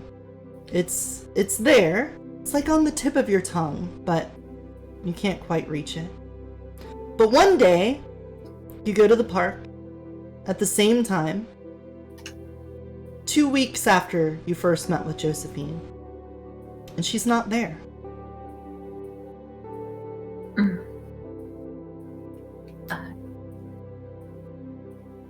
I see. Well, if she's not immediately here, I'll just go ahead and open the book, start reading, look around, and who knows, maybe she'll show up eventually. You open the book and you look around and she's not here.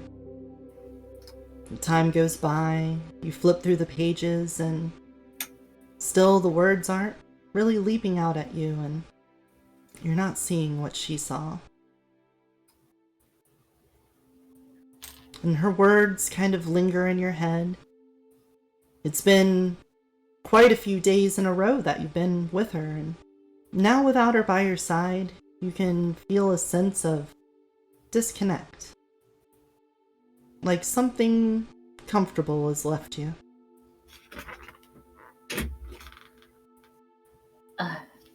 I see. At this point, I think I would get a little frustrated, just kind of close the book and just kind of mutter, I just don't understand. What? I don't follow. What does she see that I'm not? What interpretation is there left? Is she not here because I can't see her? You have these thoughts. Why would she not be here anymore? She had been so kind, you think she would have said something. Told you that she wasn't going to be here. But the day finishes, the sun begins to set. No sign Josephine ever stops by.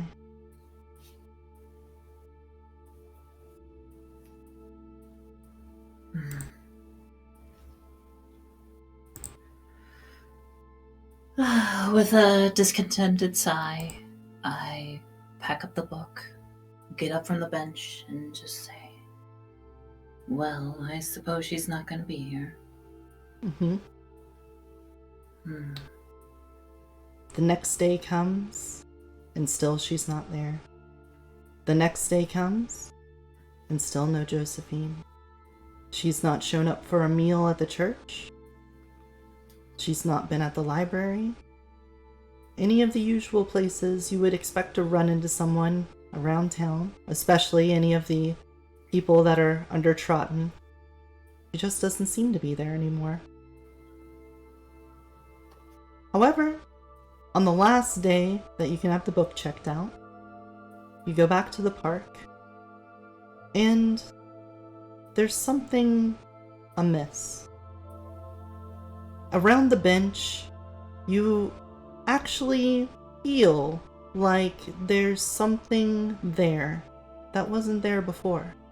It's the same color, it's the same size, it's made of the same red painted wood that the bench was before, but maybe the sun's a little brighter here, maybe the wind a little stronger. Is the grass a little greener? Something's off. Now what could this be? Gemma is going to just lightly inspect it, confirm that it's the same, but there's something different. The book in your hand starts to feel warm. In the same way that if you had left it out in the sun, it would get that sort of ambient warmth to it from the glow of the sun. But it's been in your hands the whole time. And you can feel that same warmth that you felt when you first grabbed Josephine's hand. How bizarre. I have this feeling that I should sit down in that spot and have a little read. This time, you open the book up, and when you look in the pages, all of the text is exactly the same. That same vanilla color to the pages, even in this brighter sunlight, all seem the same. But it's almost like there's a filter on the pages, a ripple to it. The texture of the paper itself almost looks like frosted glass, and somebody has just now started to flatten it out, and the paper becomes nearly transparent as you stare at it. I see. What is this? Is this... I'll be honest, my first thought is this is some form of witchcraft, but, dang it, I'm too invested at this point. The feelings that this is witchcraft, or this is some kind of sorcery, begins to come to the front of your mind. And with it, a sort of cloud comes back over the pages, and you start losing that glass. It begins to turn back to the opaque paper that was there before.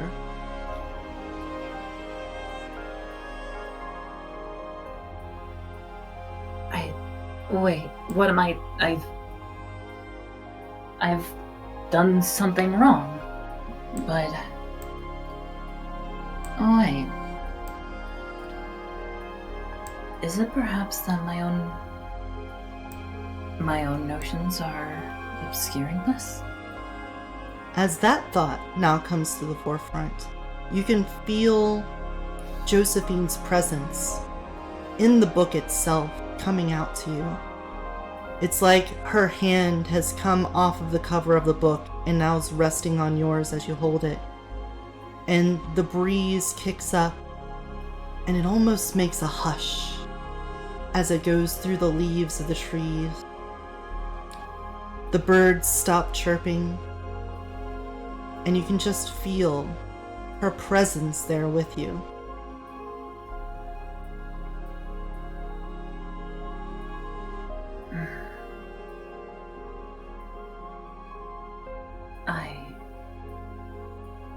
I think I see now.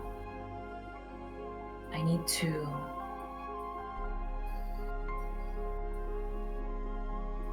open my mind up to this.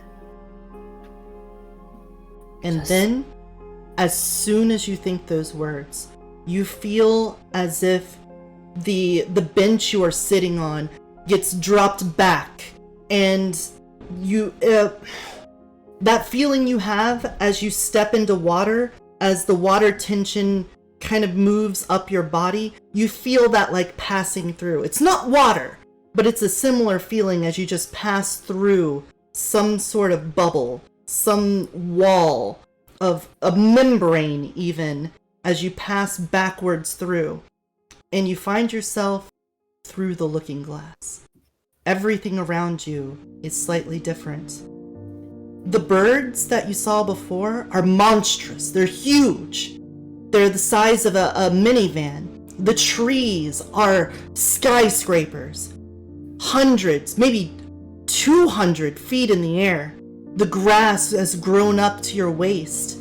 The bench that you're sitting on, you can see etched into it is like a comic strip of people, lovers kissing, people meeting, a dog getting tied to it every day for a couple years. All of it seems to be meshed into that bench. If you look down beside you at that water fountain that had been rippling before, you can see it sparkle with clear water. Everything is in an exaggerated state. It's larger than life. And it's beautiful. Is this what she sees?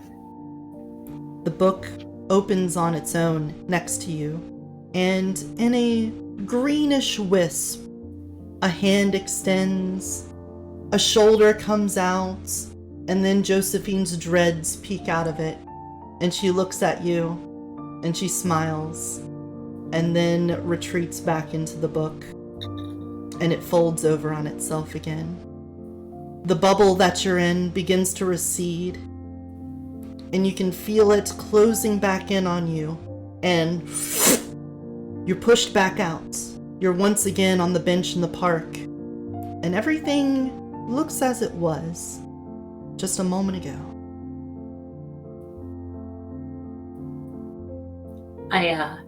I'm just gonna sit there, a little shell-shocked, blinking a bit, and go, Did I just see her emerge from a book? Mm-hmm. Was this a vision? Was that sight granted unto me by the divine?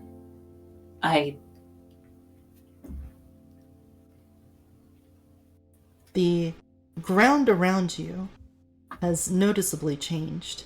Where before you sat on the bench and were relatively untouched by the grass beneath you, under your feet, the grass has now grown tall.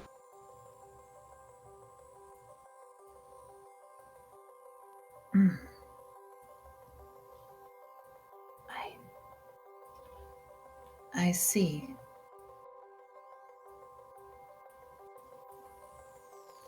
You feel a little discomfort as you realize that the bench beneath you has become scorching hot. I'm just gonna sit right up. Yes, No! the little studs holding the wood planks together seem to have gotten dangerously hot, and maybe even singed your bottom a little bit. Ow. How in the...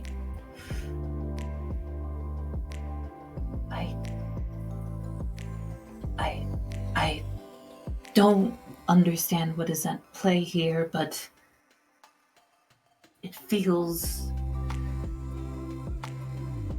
important. It feels like something I must investigate further. When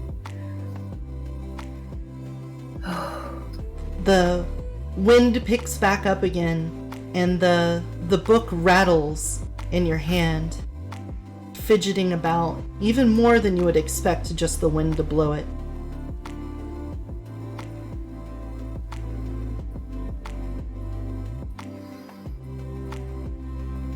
Well, I suppose the only proper answer is to open the book again. You open the book, and this time, you don't see text, you don't see paper. You instead see, as if like VR goggles or holding up a phone, you can see a window into the place you just were, where everything's exaggerated, where the sun is brighter and the grass is greener. As you move it around, you can see like a little view scope into this world. And one thing that stands out to you above everything else is in the distance, looming almost as this giant protector of the land you're in, is a bright white tree. Oak in shape, but birch in bark. It has this almost silver color to it, and its branches extend out over the sky, and its leaves are this golden shimmering color. And as the wind picks up, the little leaves will drop down, and you can see a gust of them come towards you. And as they touch you, they puff into this little golden mist and dissipate. And it's almost as if the tree is just reaching out to you.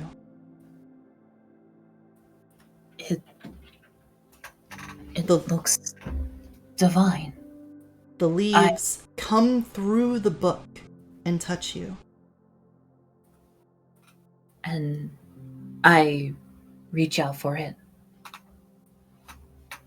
You reach through the book and grab a hold of this branch that's been brought down in front of you.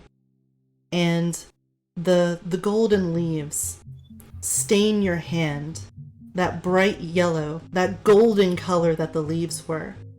From the tips of your fingers to about halfway up your forearm, they shimmer gold, almost like they were painted that way. And as you hold it there, you can feel the warmth coming off of you. Then you can feel cold coming off of you. It's like, with just a thought, temperature in your hand can change as you will it. As I will.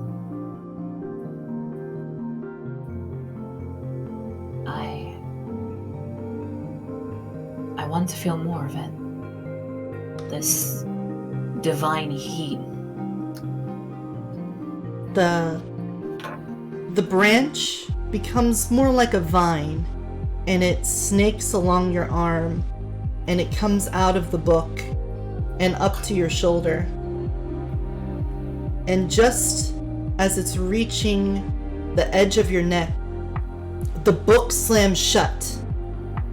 The light seems to fade, and then you can see a couple with a stroller coming up to you.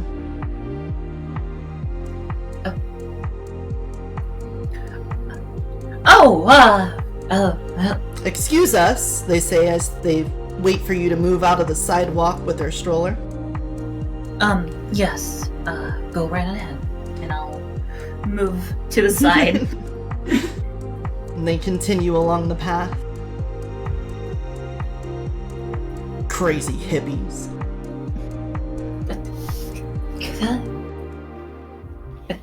it be?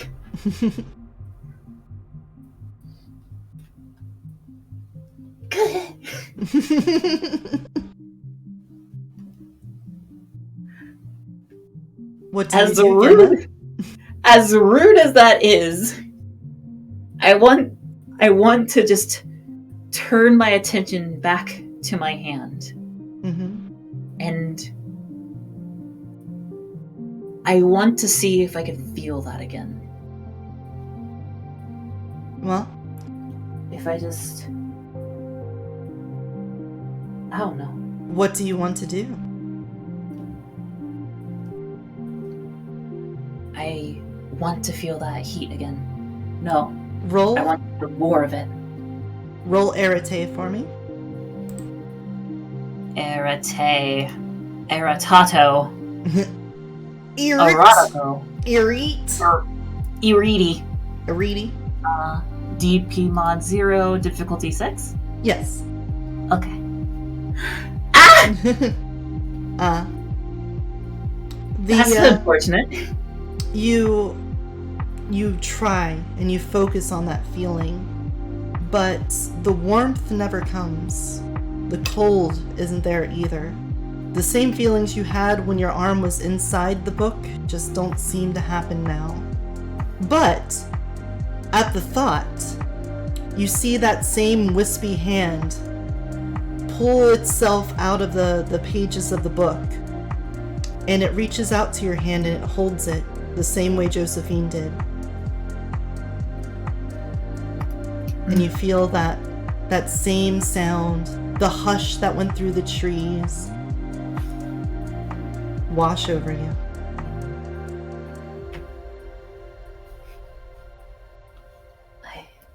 I see then.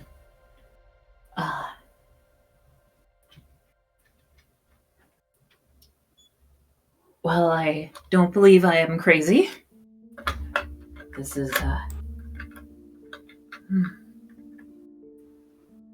I don't fully understand what's going on, but it seems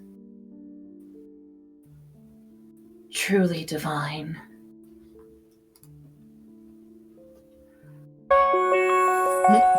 I'll drink some water, thank you. Yeah. That feeling stays with you, but the day is starting to wind down.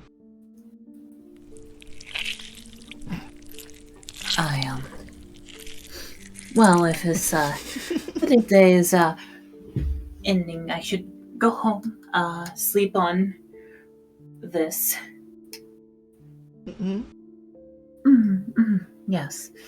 And, think on things and just get a rest, and we'll see tomorrow if we can do that again. All right. As you walk from the park, you don't notice it at first, but it's almost like flowers are blooming alongside of you. Grass is growing in the path in front of you, and despite it being dark, you yourself seem to be emitting quite a glow. Oh, is that a raid portal? The darker it gets, the more noticeable it is. What you thought before had completely dissipated, now your arm that was glowing gold before is getting off that same kind of sunlight, but much dimmer. But it's there, and you can notice it. Also, thank you for the raid. I'm being really serious right now, but thank you guys so much. But why? What is this? Where is it coming from? I'm not at that site. Welcome to the dungeon, my new little She champion. said that site could be sacred. But it's still with me. Welcome to the dungeon, my new little changeling. Then Thank you for the follows, guys. perhaps is it possible then not just a site could be sacred. No, that must be the case. How many saints have been? But if that's so, can a human corrupted by sin truly be divine? With that, the feeling of Josephine's presence almost wraps around you like a hug. Something reassuring. You can almost feel her like touch stroking the back of your head in almost a overly familiar way. The book sort of calls to you again.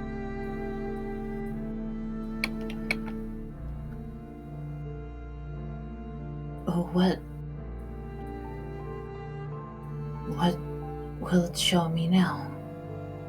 I ask myself as I flip it back open. As you peel the pages open, you don't see the exaggerated world around you through this. It seems to be something else. It's like you're looking at the back of Josephine's head in a faraway place, and you can see just past her, like through a mist. It's very difficult. You squint your eyes, you can pull the book towards you or tilt it up, but as the sun goes down, it's getting harder to see. But at the last moment, before the sun sets on the horizon, she turns back around and you can see her face and that beautiful smile. And just behind her, you see a sign that says, "Welcome to Pleasant Valley." And then you lose sight.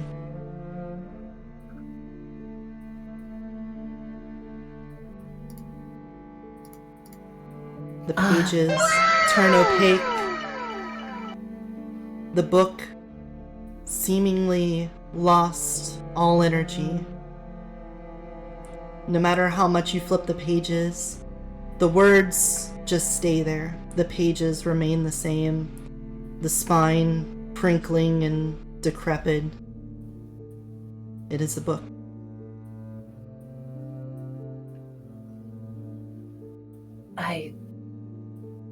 I seem to be it's a vision. I have been granted a vision. Pleasant Valley. Isn't that a town not too far from here? You're right. It isn't all that far from you. You've heard of it. It's been a couple of the people that have traveled through. Some have said that they were from Pleasant Valley. It was an old town. They seem to be on the decline, though. A lot of people leaving because there's not much left to the town. But enough that you did hear about it.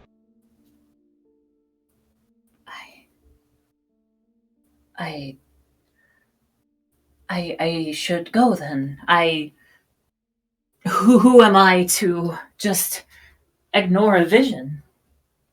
I have to, really. I'll request a transfer. That's what I'll do.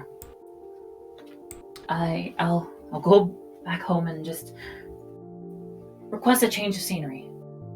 That's it.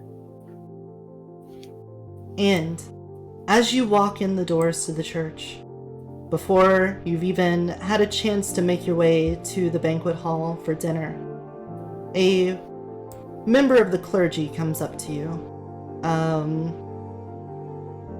Gregory Abbott.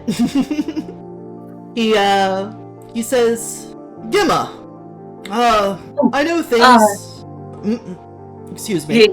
I know things have been quite busy around here, and we've rather indulged in your volunteer help. However, there's been a recent injury in Pleasant Valley, and I was thinking perhaps if it was all right with you, we could send you over there, maybe temporarily, to give them a hand, since you're such wonderful help here. And we have plenty of people to help out.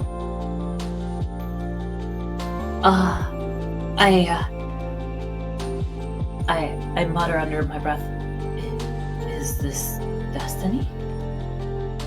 Before eventually giving a proper response of, oh, yes, of course, if they need me, then... It's nothing you have to decide right now. You could eat over No, it. no, it is perfectly fine. I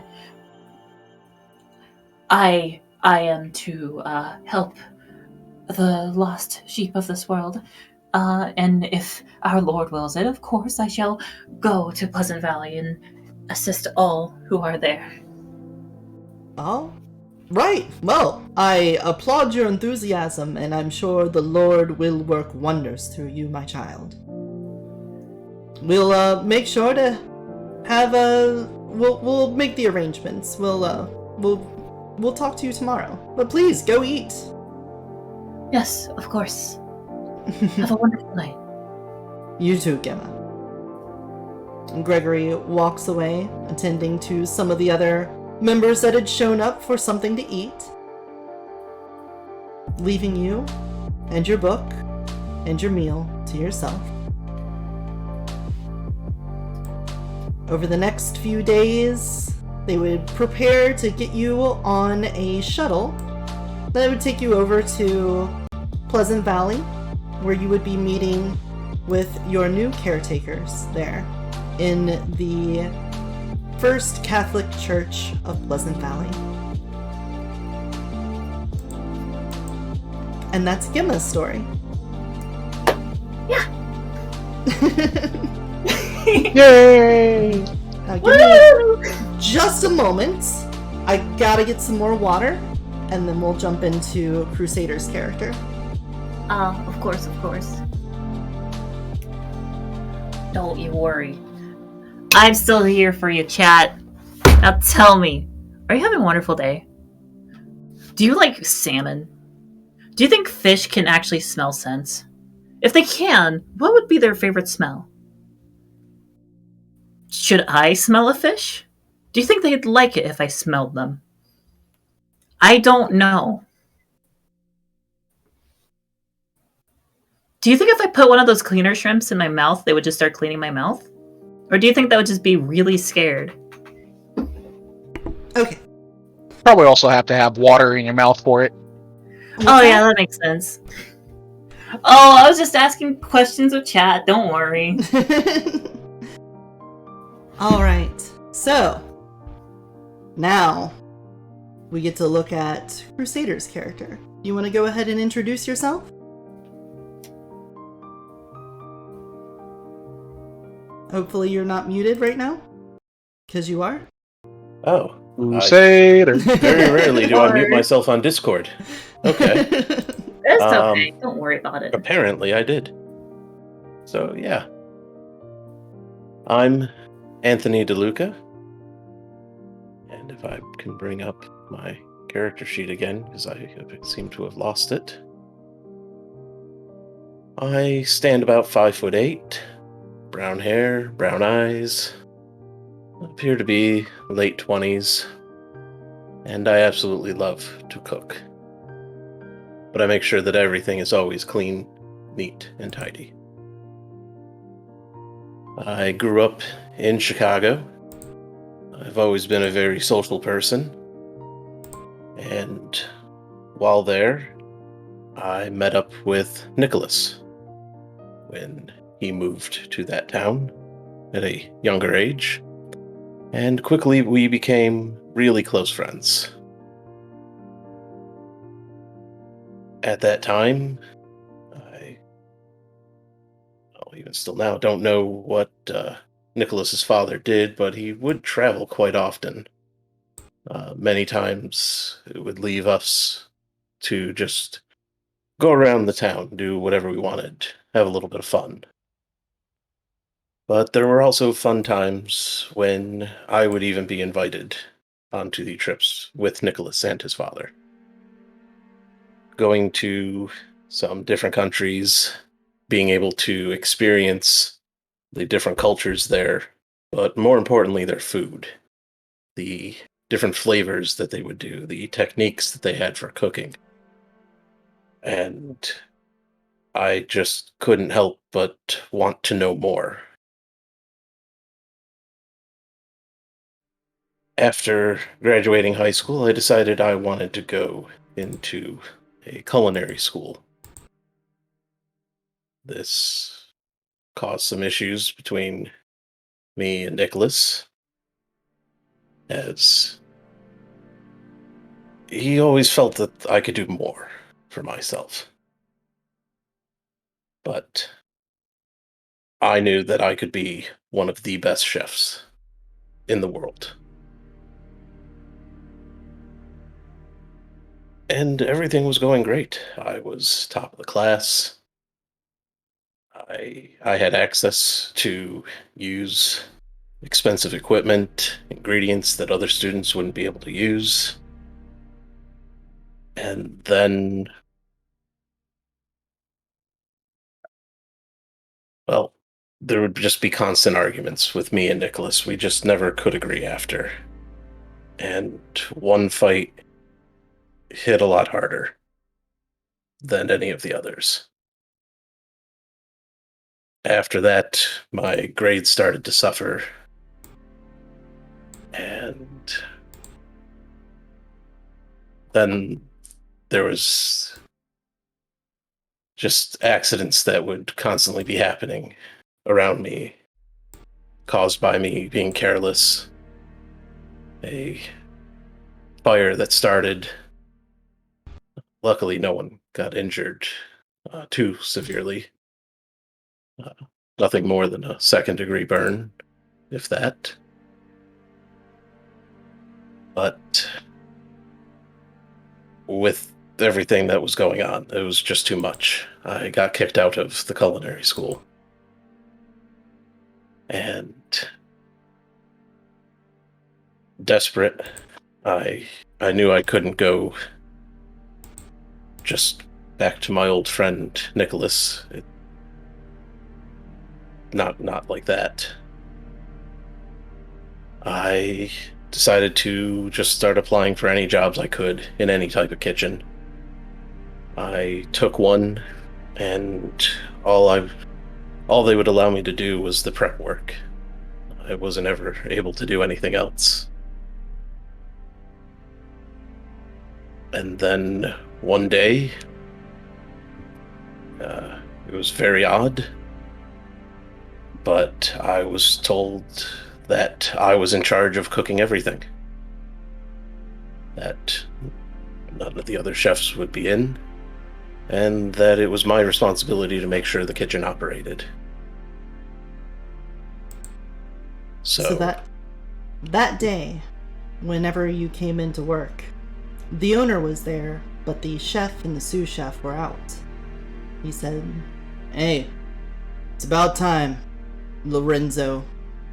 You gotta step up. Today we gotta do dinner service and we're short-staffed. You're gonna have to be the one to take the reins." You've never let me cook anything here before, but... Yeah, well, my hands are tied and I ain't a chef. I just run this place. So get to it. Figure it out. You got a couple hours before dinner service starts, so just tell me what's on the menu and we'll try to hammer this out, and hopefully it's not too much of a disaster. I get to make a menu as well. Okay. Very well. Everything, we're doing it all from scratch. Pasta, all of it. Lorenzo, we can't do that. We're on a tight schedule here. Can't we just use frozen stuff? We could just run down to the store and grab it. We could, and I know we have in the past. But look at the customers. They don't enjoy actually eating that. Let's give them something that they truly will enjoy. Something to make them happy. Something that will make them want to come back. Let's give them a truly wonderful experience. Alright, I'll do what you say, but it's probably your head if it goes wrong. Judging by the way he's talking, I think so. Alright, give me... This is going to be the earliest roll. Let's do a Wits Crafts. Oh. Okay. Character sheet back up.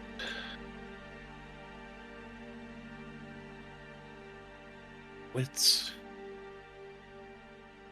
And crafts. Difficulty 6.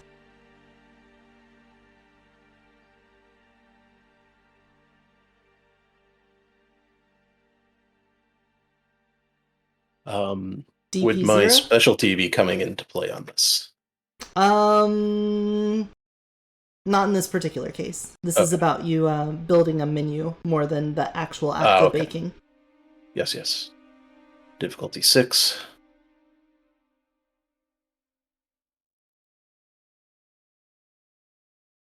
Alright. So, you go over the stock room, you look in the walk-in cooler, you get an idea of everything that you could prep out, and you hammer out a wonderful menu. Several appetizers, a few main courses, and 2 desserts for them to choose between. For a menu made up in less than an hour, it is more than exceptional. And you begin prep work with the only other chef that's there with you that night to try to get as much of it pre-prepped ahead of time, since there's not going to be a whole lot you can do to make any changes or, hammer out a lot during the dinner rush. However, when the dinner guests arrive, you notice it's not as many as it usually is. It seems to be a more private function. And the owner didn't say, but the guests aren't too rowdy, at least not more than usual, despite being a private gathering and that being your experience. They seem to be enjoying themselves. You get the meals out. Excellent time. Your partner, though he made a few mistakes, didn't really drag you down because of your excellent pre-planning. And it goes smoothly. But before you can start breaking down the kitchen and getting ready to close up for the night, the owner comes back and calls away your partner and says, you gotta go out front. There's someone that wants to talk to you. Of course. I hope they were happy with everything and that it's not a complaint. Well, I don't know. He ain't saying anything to me. He said he just wanted to talk to the chef. So as you walk out through the back of the house doors and come to the front, you can see there's a really tall man, salt and pepper hair and a beard to match. Pretty thick, but not long. He stands a foot above everyone else. He has to be almost NBA tall, close to 7 foot, but dressed very classy in a nice suit. And despite being taller than everyone else, as the rest of his party leaves out the front, he bends over and gives them each kisses on the cheeks and then pats them on the way out. And when the last one leaves, he turns around and some men that were flanking the doors as the other party members leave join him at a table. And he says, you must be the chef. I am, sir. I hope everything was to your liking. Indeed. One of his men pulls a chair out. He sits. Another one produces a glass, a wine glass, and sits it in front of him. And the one that pulled the chair quickly turns around to a table behind them and uncorks a bottle and pours a glass in front of him. And then he ushers you to sit in the table across from him. Do you know who I am? No, sir. Well, he looks to the men. Perhaps I do need to work on my reputation. And they all give themselves a hearty chuckle. But sometimes it's better to keep it that way. But allow me to introduce myself. I am Gildani Giovanni. And what is your name? My name is Lorenzo. Lorenzo Viviano. Ah, Lorenzo. That's quite a name. Well, I will be direct with you, Lorenzo. That was quite an impressive meal. And if I am to understand, the owner of this establishment made it a tall task for you. Is that true? It was only an hour's worth of prep time to create the menu and use the ingredients we had, but I'm happy that we were able to make it work. He nearly spits his wine out. You prepared that entire menu in 1 hour. Yes, I've trained in many different skills. Well, I'll get directly to the point. I am, for better or for worse, the actual owner of this establishment. You see, the man that stood before you before and ordered you around was merely my pawn. This establishment has been faltering, to say the least, and I look to improve it.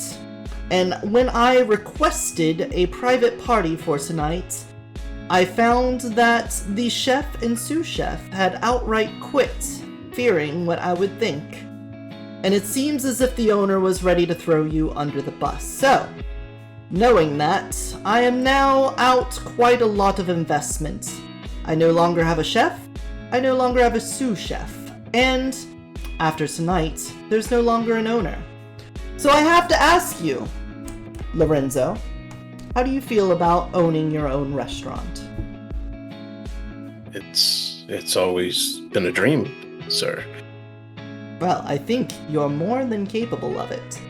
Seeing as it's time to change hands here, I am going to work with you and help you become a business owner. How does that sound? That would be amazing. I don't really have the knowledge of running a business. Well, I think starting soon, you're going to do quite well at it. And he holds out his hand for you to shake. I eagerly grab his hand to shake. And like that, Lorenzo is swept up in a whirlwind of change. It's not too long after that he gets to work with the Giovanni family to make it into the restaurant of his choice. And if I remember correctly, he said he had a thing for pizza.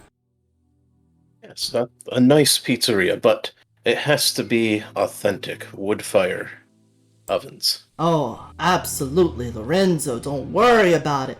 Any expense. I know that you'll make it worth it. So you just tell me what you want, we'll put it in there. The construction goes without hesitation. Before you know it, the restaurant that was barely able to stay afloat has now been completely renovated in your own vision. Not a single thing out of place, down to the shape of the cutlery, the color of the dining room tables. He even changed some of the architecture to your fitting because you thought it would improve the customer experience. And he believes you. And on opening day, so many people came through. It was absolutely wonderful. Weeks turn into months. Months turn into years. And business is fine. However, the Giovannis start to run into a bit of a problem. And the business that you've been operating slowly and slowly gets turned more and more into their private business. At first, Gildani asks for a favor now and again for a special shipment to be made and to arrive. And for you to not ask questions, for you to not peek where you're not supposed to peek. And you follow along, because after all, he is the one that gave you the money. But the requests get more and more outlandish, to the point where you know something's going on. And it doesn't take much more after that to realize that the man that you've signed on with is a member of the underground. He's running quite an empire, and you are just another one of the pawns on the board. He may have tasked you with running a restaurant, but it's just a property, just a front, so that he can cook some numbers, handle the accounting for you, and in no time at all, you're now in deep. But, that said, you've earned yourself a reputation. People in the community like your restaurants. Even the members of the Giovannis themselves respect you. Even though you're not a cutthroat murderer, a gun runner, or a drug dealer, you've earned their respect. You know how to handle business, and you do what you do well. And before too long, the business runs into a snag. The Giovannis had been running pretty well on their own, but then some, crackshot kids from nowhere start giving them trouble. It started with taking a few of their clients here and there, maybe getting muscled out of some territory. But things get a little bit more drastic. Members of the family start going missing. People that used to work with them don't want to touch them anymore. It's not worth it. And that's when you start hearing the name Zetska's whispered around. A new family's in town. This family's ruthless. But it's only rumors. You never seen them. They don't leave their mark. They aren't like the modern gangs who always want to make sure everyone knows who they are. They seem to keep to themselves despite being able to supply such a large... a large swath of the population. And it's worrying. It's now gotten to the point where Gildani doesn't leave his house much. The Giovannis themselves don't even swing by the restaurant that often. It's been a couple weeks since the last time you've had to do a favor for them. But on one night, when you're getting ready to close up after a successful dinner rush, you hear a sound at the back door where you get deliveries. Help! Help! Lorenzo! I rush to the door. You get to the back door, and when you open it, there's no one there. You can just get left with the smell of rotting food from a nearby dumpster, all the waste and stuff that gets accumulated in this back alley. The dump truck always leaves behind a mess. The grease pit, the stains there, all build up to a cacophony of just disgust. But that's all there is. And considering how open the walkway is in this alley, and how feverishly they were pounding on that door, you see no way that they could have escaped without being seen.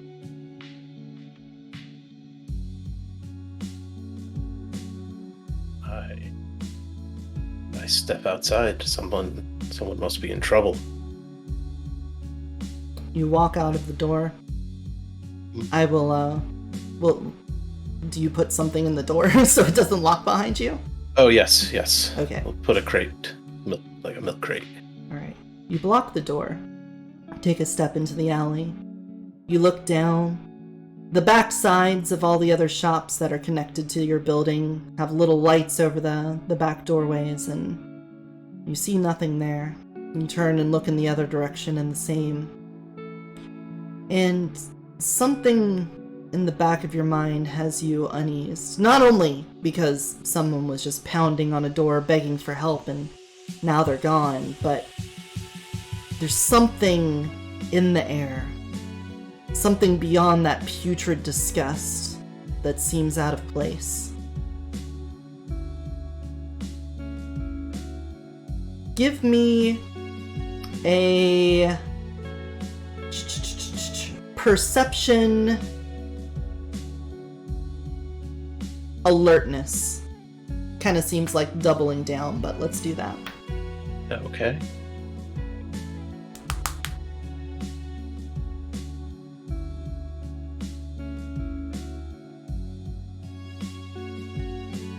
Difficulty 6.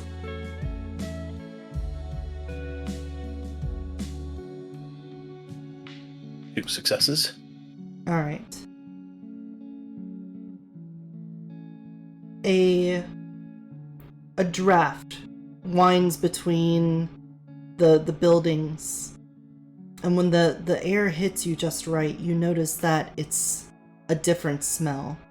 It's the smell of death.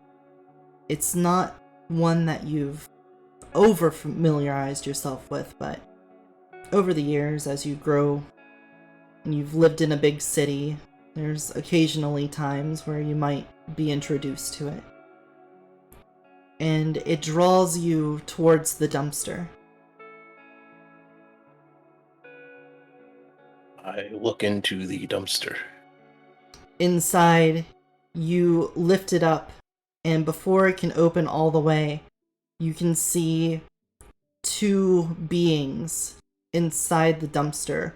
One of them with its mouth over the neck of the other, and the first looking like a corpse, drained.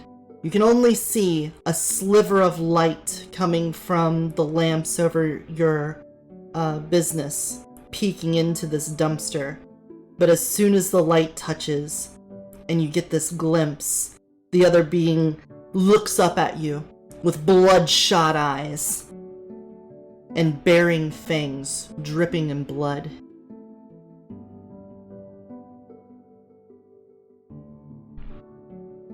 Fucking shit! What the hell's going on here? You back up. Yeah. The dumpster lid flies open as a being stands in front of you, quite lithe, but able to rip back that heavy lid that the dumpster holds on it and stand on the edge with perfect grace, licking their teeth.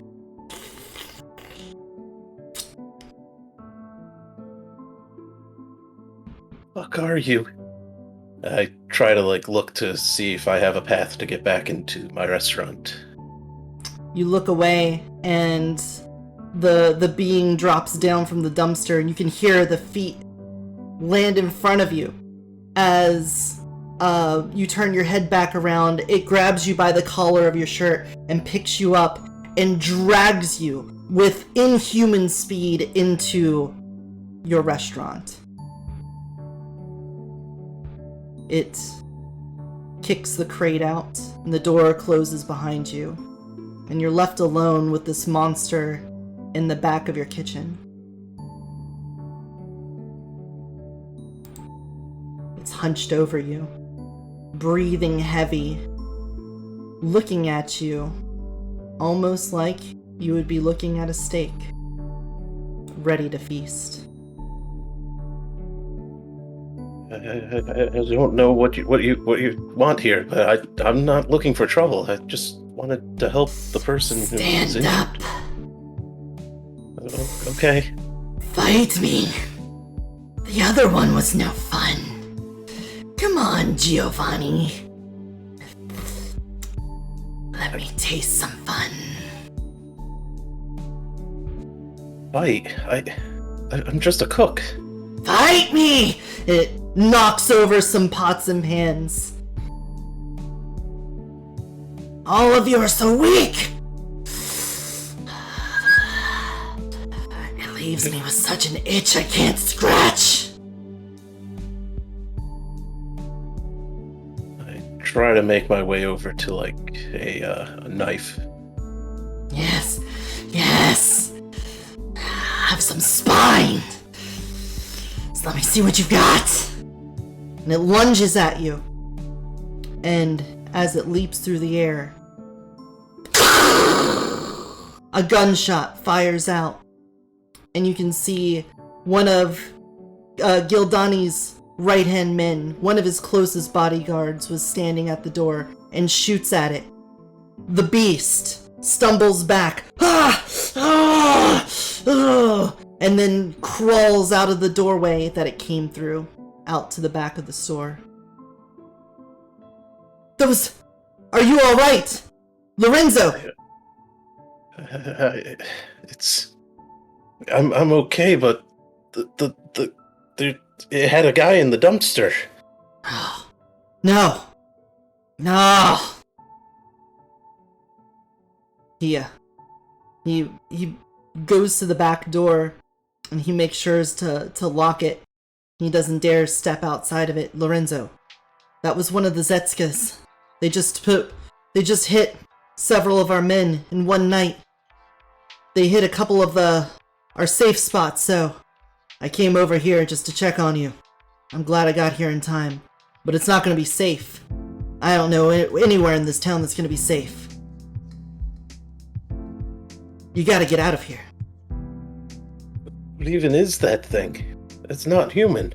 Oh, I don't know where they are, but don't think of them like that. Get a hold of yourself! He smacks you across the face.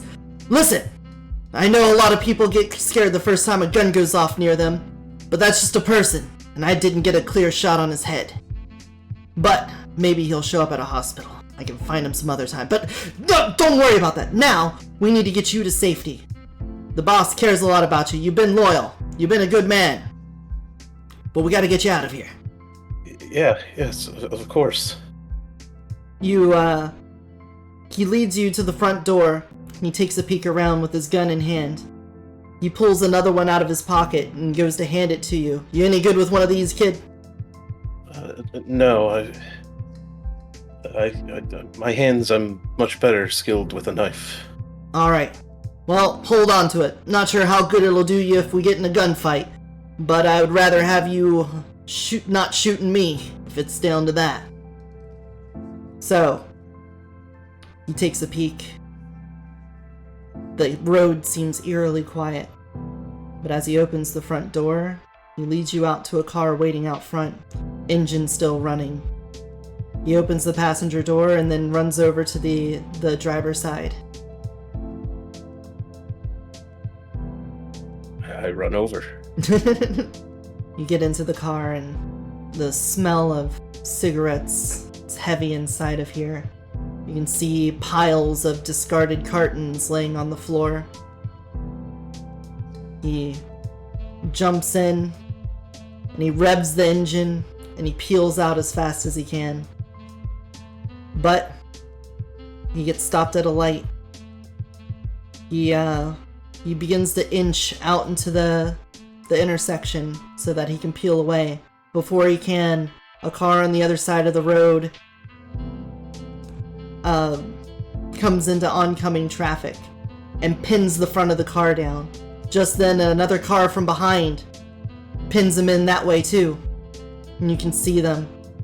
They're all wearing glasses, even though it's night. And you're looking at them as they draw their own guns and point out their windshields at you. What do you do, Lorenzo? Get down as much as I can in the car. Alright, you get down. And you have a sense that this is going to lead to you dying if you sit here. You know that if you just cuddle up into the bottom of this passenger seat amidst the leftover cartons and butts of cigarettes, your corpse will be left here. This is not the way for me to die. I am Lorenzo. With that thought, you feel like there are branching pathways. In just a moment, a bullet's going to come through the window and strike the man in the head that's been driving you. Several bullets will spray in after that, and then 2 men will come up to the sides of the car. The way they pinned you in, you would be able to slip out if you were able to get to the building next to you in time. You can tell, even in this moment, that the door is strangely unlocked.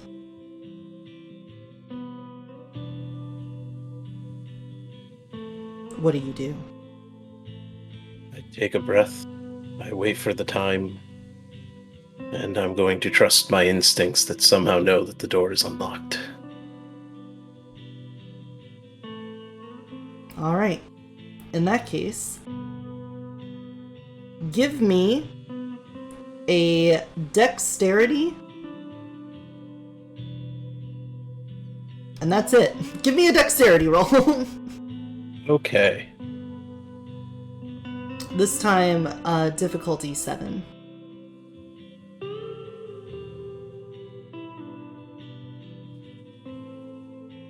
And I roll just an attribute.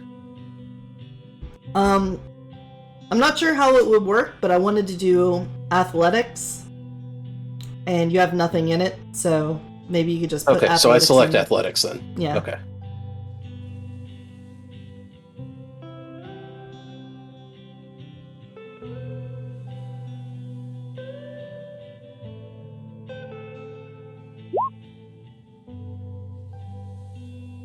Okay. Oh, wow. You reach up, and you fumble with the door for a moment, and right as you unlatch it, the bullet you knew was going to come bursts through the windshield.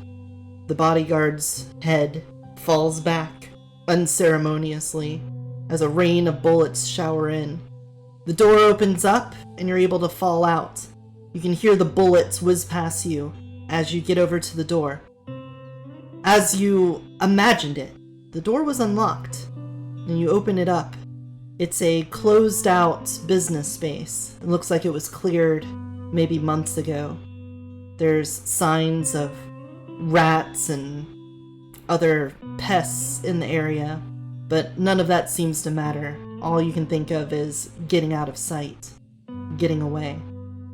And you find in the back there is a glowing red exit sign per probably some city regulation, and you're able to find the back door, and you find yourself in a familiar alley just a few buildings down from where you were not too long ago.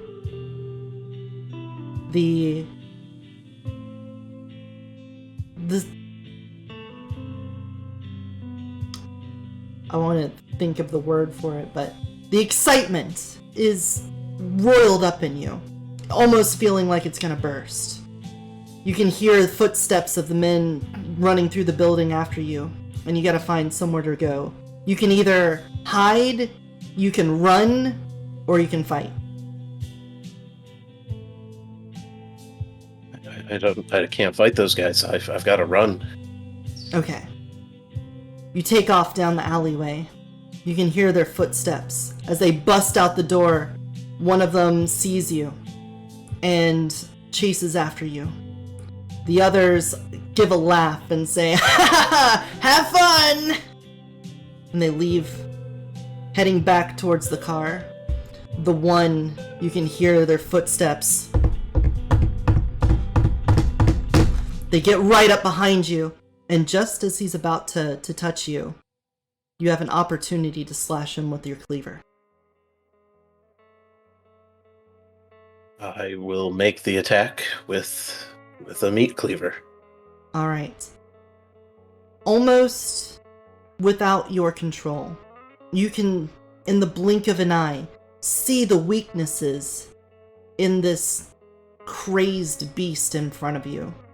He looks like a man, but it's moving with such inhuman gestures. The way that it's able to push itself forward is beyond what any Olympic athlete should be able to. But you can see weaknesses in it. It looks like maybe it had sustained an injury before to a rib, and it has a scar across its chin. Maybe it's been slashed there before. And as if fate is guiding your knife, it just plunges into that rib, And you can see almost like a curiosity in his face of wondering how. And this feeling of knowing where all the weak points is just becomes clear to you. And you can see exactly how you would take this monster down, if only given another opportunity. But in the next moment, the beast strikes you across the face, and you black out. But before you've completely lost all of your senses, the wailing siren of police echoes in the distance, and the monster says, "Next time, plaything," and scurries away. You wake up a day later in the hospital. You have a wound on your face, but not too deep. However, you have that same sense about you.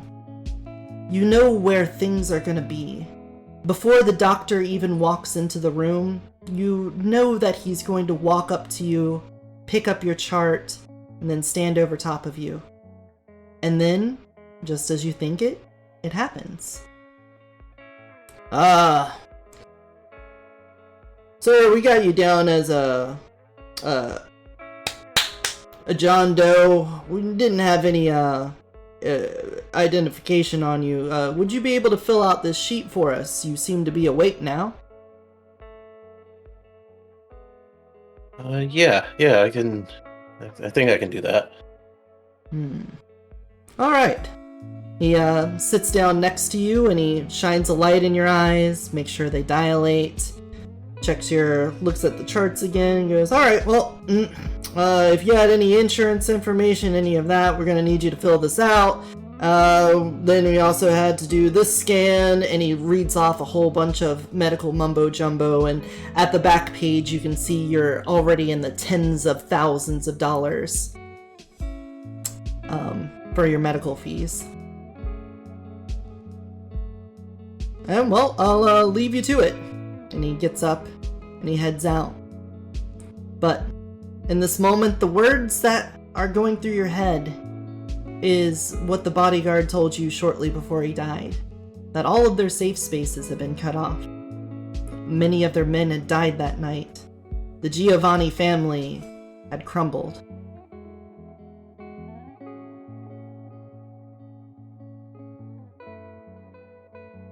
Nowhere here is going to be safe. Giovanni aren't going to be able to pay my medical bills.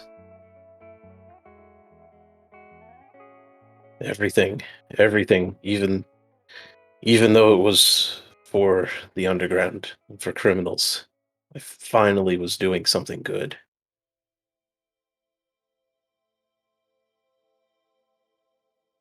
I gotta leave. With not much on you, you feel drawn to make a call, though. Something tells you it shouldn't be from your own phone, though.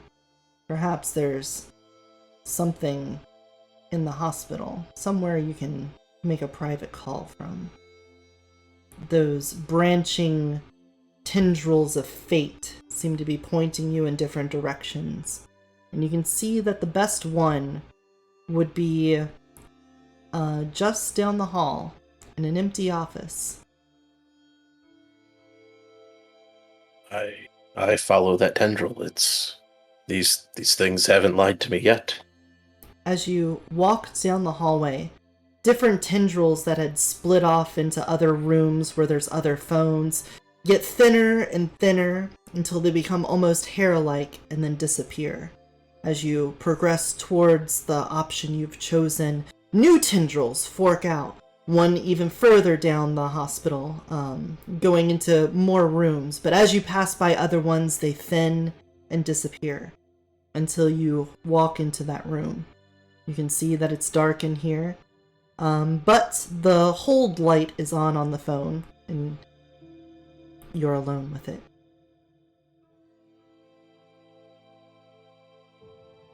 Well, let's make a call. Pick up the phone. You lift up the receiver, and after pressing the hold button, you get a dial tone. Doo, doo, doo, doo, doo, doo, doo, doo, doo. There's a little sticky note on the phone that says press 9 to dial out. And so you do so. And then who do you call? There's only one person I can trust in a moment like this. Let's call Nicholas. And as you dial the first number, you can sort of see into the future. Nicholas. You can hear his voice through the phone already.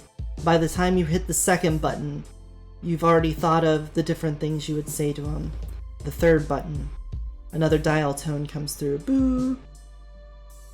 You've already played out the entire conversation in your head. Fourth button. Boo! And you know what he's going to say. You can't put it into words right now, but it's like deja vu almost. And you're replaying it. Boo! Boo! Boo! And you hear the sound of the ringing.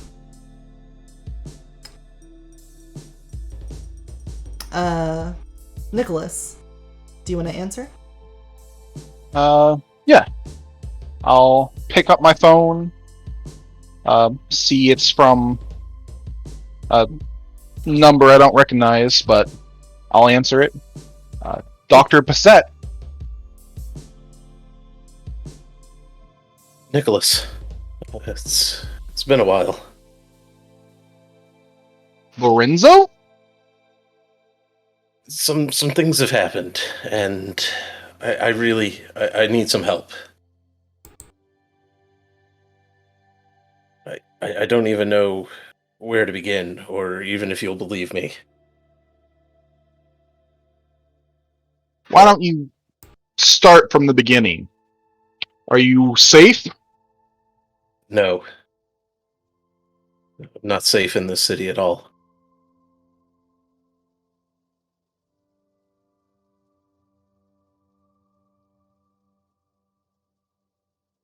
There's something. They're hunting. I've made some bad deals. I don't even know what's happening fully. I need to get out of here. Alright. Look, find somewhere safe and tell me where you are. I'll do what I can. I'm currently at this hospital. Name. Yeah, it's fine. Yeah. So, after getting a hold of Nicholas and explaining the situation, you're now aware that Lorenzo thinks that there are monsters out in the world trying to hunt him down. You also know that he was in bad business, so to say, and he needs a way out. Even if you don't believe the monster story, you have to know that a rival gang is not going to let him just open shop up again, especially since they know what his face is like and who he works with.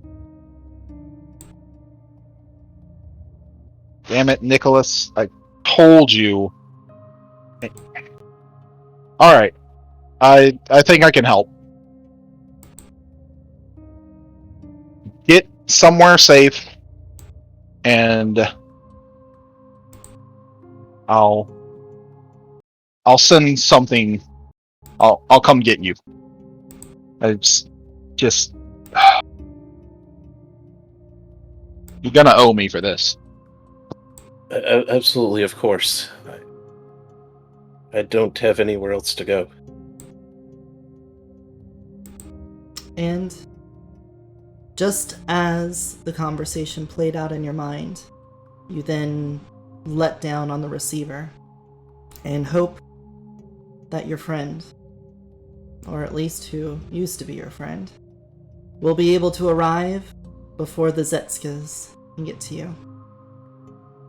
But fortune would have it that those little tendrils would point you in the right direction, the right places to lay low, sometimes seemingly to jut out of nowhere, pointing you to run into a bathroom at a moment's notice.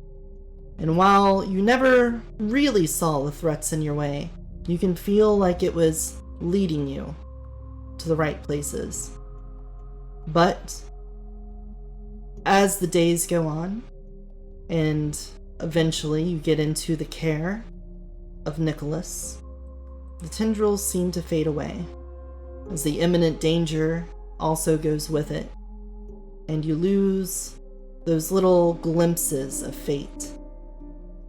But now, you're safer. Nicholas has a plan for you. He's already arranged some place for you to hang out. A place that's very familiar to him. Pleasant Valley. It's a place where he's going to intend to go home and set up shop. And it's a pretty relaxed town. They're not too connected, so to say. So it wouldn't be too hard to basically fake your identity. It's not as hard as it seems. And with resources like his, you can almost make it indetectable. And so he hands you a new ID, a new social security number. And after arriving in town and going to the operating table, he can offer you another change too, to go with it.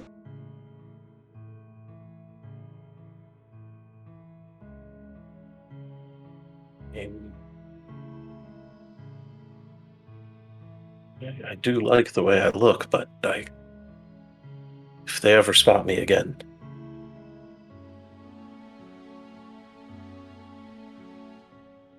I trust you, Nicholas. Do what you think is right. Don't worry, Lorenzo. Everybody needs some help. And you're not gonna feel anything. Just lie back and try to relax. And when you wake up, we'll be able to put this whole thing, hopefully, behind you. I hope so. Alright, Nicholas.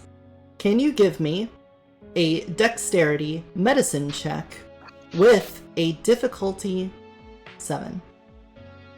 Ooh. Difficulty 7. Oh no. My beautiful face. Careful now. This is an important role. Yep. Alright. My appearance is going to go down. Let's see. Description of action.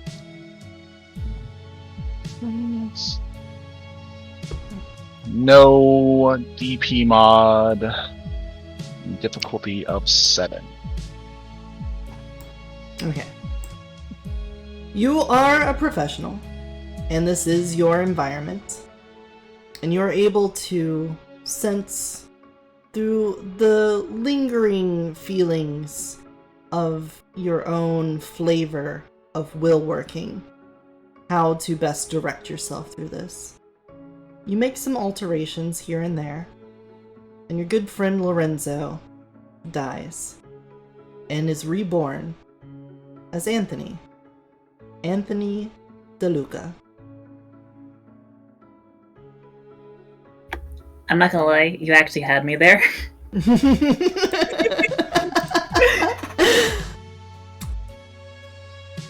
Welcome to Pleasant Valley, you three.